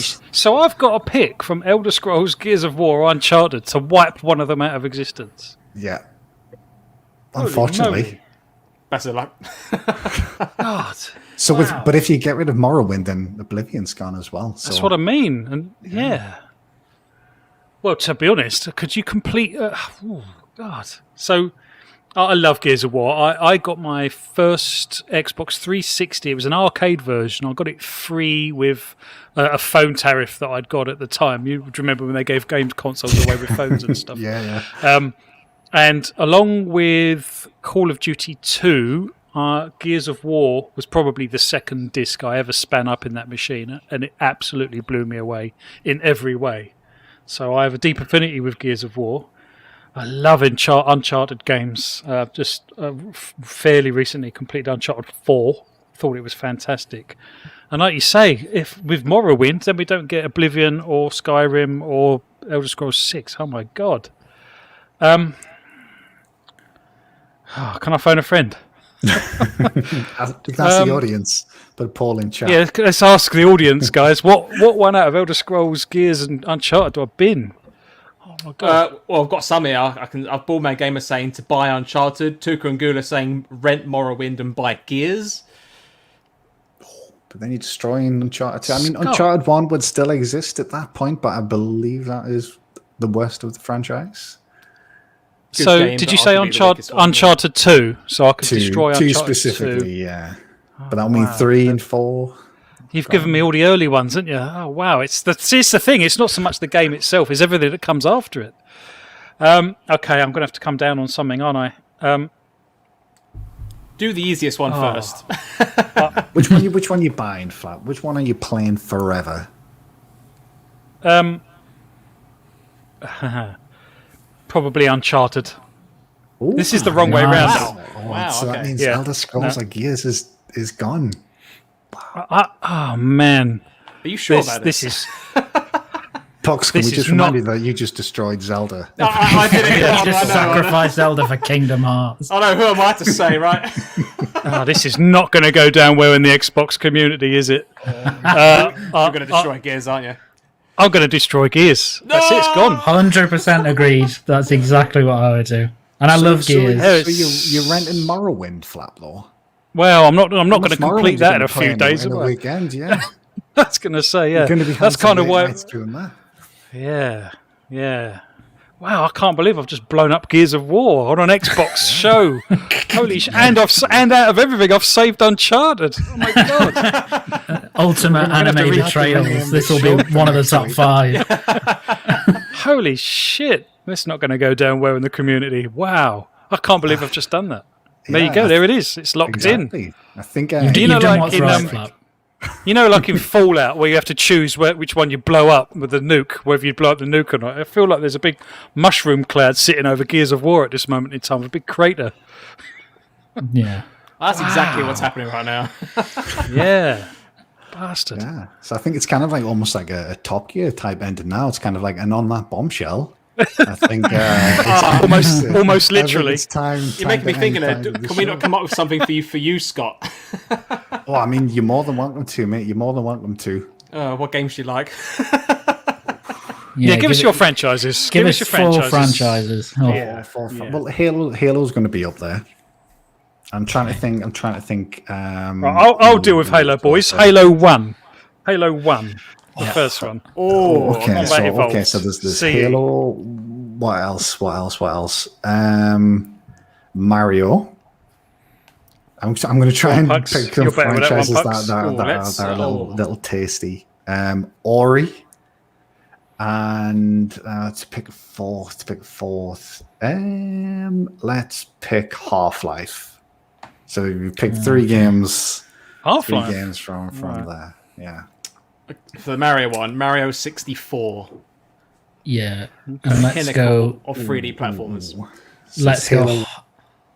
Half-Life 2. And that would that's a good include Alex. That would be That getting would rid of include Alex. I've not actually played Alex, so I don't mind that bit too much. So I've got Half-Life 2, Halo 1, and Mario 64. That's actually really hard. Yeah, I is wasn't really difficult. expecting the question to be posed on me. Okay, so I'm not gonna lie, right? Halo is being bought. That's easy, I think. I think Just is that for that game or just to save the series? and I need to save the series. Like, I can't have Halo 2 not in my life. It's yeah. So Halo's being bought. Also, multiplayer. You know, you want to continue playing that. You know, that sort of thing. I'm with Luke on that. And then destroy and rent. Sorry, Half-Life, you're gone. That's it, Alex. You don't exist. Yeah, there's not a world where Mario Odyssey doesn't exist. Really, is there? So I'd have to. I'd rent 64. I think you could do that on the weekend, and then. But Scott, are you not wiping out? Are you not wiping out the narrative-driven first-person shooter by getting rid of Half-Life? Oh, that's a sneaky move. It seems that I am. Oh, hold on. You're kind of dealing with the genre. If I get rid of Half-Life, do I also get rid of Counter-Strike and Team Fortress? Wow. No, because that was Half-Life. That was the original. They were mods for the original, not for Half-Life 2. Yeah. I think so. Oh, that's true. Yeah, we did say Half-Life 2, didn't we? So, that's fair. Half-Life. Sorry, mate. You're gone. I didn't play Alex, so I don't care too much for that. 64. You've been rented for a weekend? I think that's a nice time to play 64. For a couple of days. Be able to do that in a couple of days. And then, yeah. Wow. There we go. I just thought it would be a fun little way to end the show. Just get people thinking. And then Indy's asking in chat there, is it Ori, Halo, and Half-Life? So no, Ori wasn't in the option. Ori lives. Don't worry, Ori lives. Yeah. So Ori lives on. I'm really glad you didn't put Ori in there over Half-Life. If you'd put Ori in there over Half-Life, I would have really struggled. I would have dumped Ori the second it came up in that scenario. I would have dumped it, gone. I would have done the same, to be fair. Me too. Yeah, me too. Me too. Sorry, Indy. Ori's dead to the world. Love Ori, but it's not competing with those two. It's not. It would have been had it have been Luke's choice, but thankfully it's still with us. I really like that. Buy, rent, and destroy. We're going to have to do that again, aren't we? Yeah, it's so nice, fun way just to end the show. Get people thinking. So yeah, just so everyone knows, Metal Gear Solid 3. You know the game's gone. Gears of War gone. Doesn't exist. Gears of War. Yeah. Kingdom Hearts gone. Thankfully, I mean it was Zelda first, but it got revived in the last second, and then Kingdom Hearts gone. I had a misunderstanding on my part. Okay. Yeah. And Half-Life 2 gone. There we go. We've cleansed the world of great video Does that games. mean the orange? Does that mean the orange box doesn't exist, and so Portal never really gets to see the light of day? I think yes. See, you can't fuck around with the timeline of these things. Or Portal 1 becomes what Portal 2 was, and then Portal 2 is actually even better than what actual Portal 2 is. Yeah. Mind blown. Yeah. Okay. Yeah. Wow. There we go. So I think on that bombshell, then I think it's time to end the show. So thank you all very much in chat for joining us. We'll quickly go through the panel because I didn't expect that to go on as long as it did. Apologies, guys, for taking us over a little bit. But Luke, thank you very much for co-hosting tonight, mate. I appreciate it. How was the show for you, mate? Yeah, really enjoyed it. It's still recovering from Flaps from Flaps' destruction of the Gears of War franchise, which I'm 100% in agreement with, by the way. But I just never expected it to come out of Flaps' mouth. So yeah, really enjoyed that last bit, and yeah, great topics as usual, and great chat. So yeah, very much enjoyed it. Lovely, thank you very much, mate. And Pucks, enjoy the show, mate. Oh, definitely. Yeah, it was definitely great to be back. And you've done a great job, Scott, as always, leading the show, and Luke co-hosting as well. Fantastic job. Thanks again. And yeah, thank you, chat. I know I've as you say, been away for a couple of weeks, but it's great to be back and doing this better than ever, I think. So no, thanks again. It's been good fun. Yeah, good stuff. And if anybody in the chat can clip the moment that Pucks destroyed Zelda, no, greatly appreciate it, because that needs to live on without the context of what happened afterwards. I think. So, yeah. And then last but obviously not least, Flap, thank you very much for letting me host the show again tonight, mate. Hopefully I did you proud, and hopefully you enjoyed, I guess, being in the just being part of the panel for a change. Yeah, you know what? I absolutely enjoy being part of the panel. I get you. This is going to sound so twee, but I get so excited during the day on Sunday when I'm part of the panel, because I think, and I don't know if you felt this, but when you're actually hosting, there is an amount of pressure and you want it to go right. Yeah. It kind of zaps some of the excitement out of it, to be honest. And I know it shouldn't, but it does, because it's a bit of a sort of a responsibility, I guess. And I absolutely love being a panelist on this. And you've done an absolutely fantastic job, Scott. Thank you for putting all of the stuff together, Luke. When you've stepped in as well, and when you did your sort of your first show hosting a few weeks ago now. It was absolutely fantastic. So I'm so proud of what we've built here in Green Pass Gaming, and I think we've got a fantastic GPG crew. The community we've put together is just so supportive. Obviously, like we said at the top of the show, Pucks and I had an incredibly tough week, but we knew you guys were there. You kind of had our backs, and again, I know it sounds twee, but it really does mean the world to us, because we don't know everyone in our community personally, but when we get these really nice heartwarming messages from people that don't know us personally, it's so heartwarming, and I'm so grateful for the community that we have, and it's a fantastic thing to be part of. And I also have to mention that I think Buy, Rent and Destroy is one of the most favourite things I've done on this show.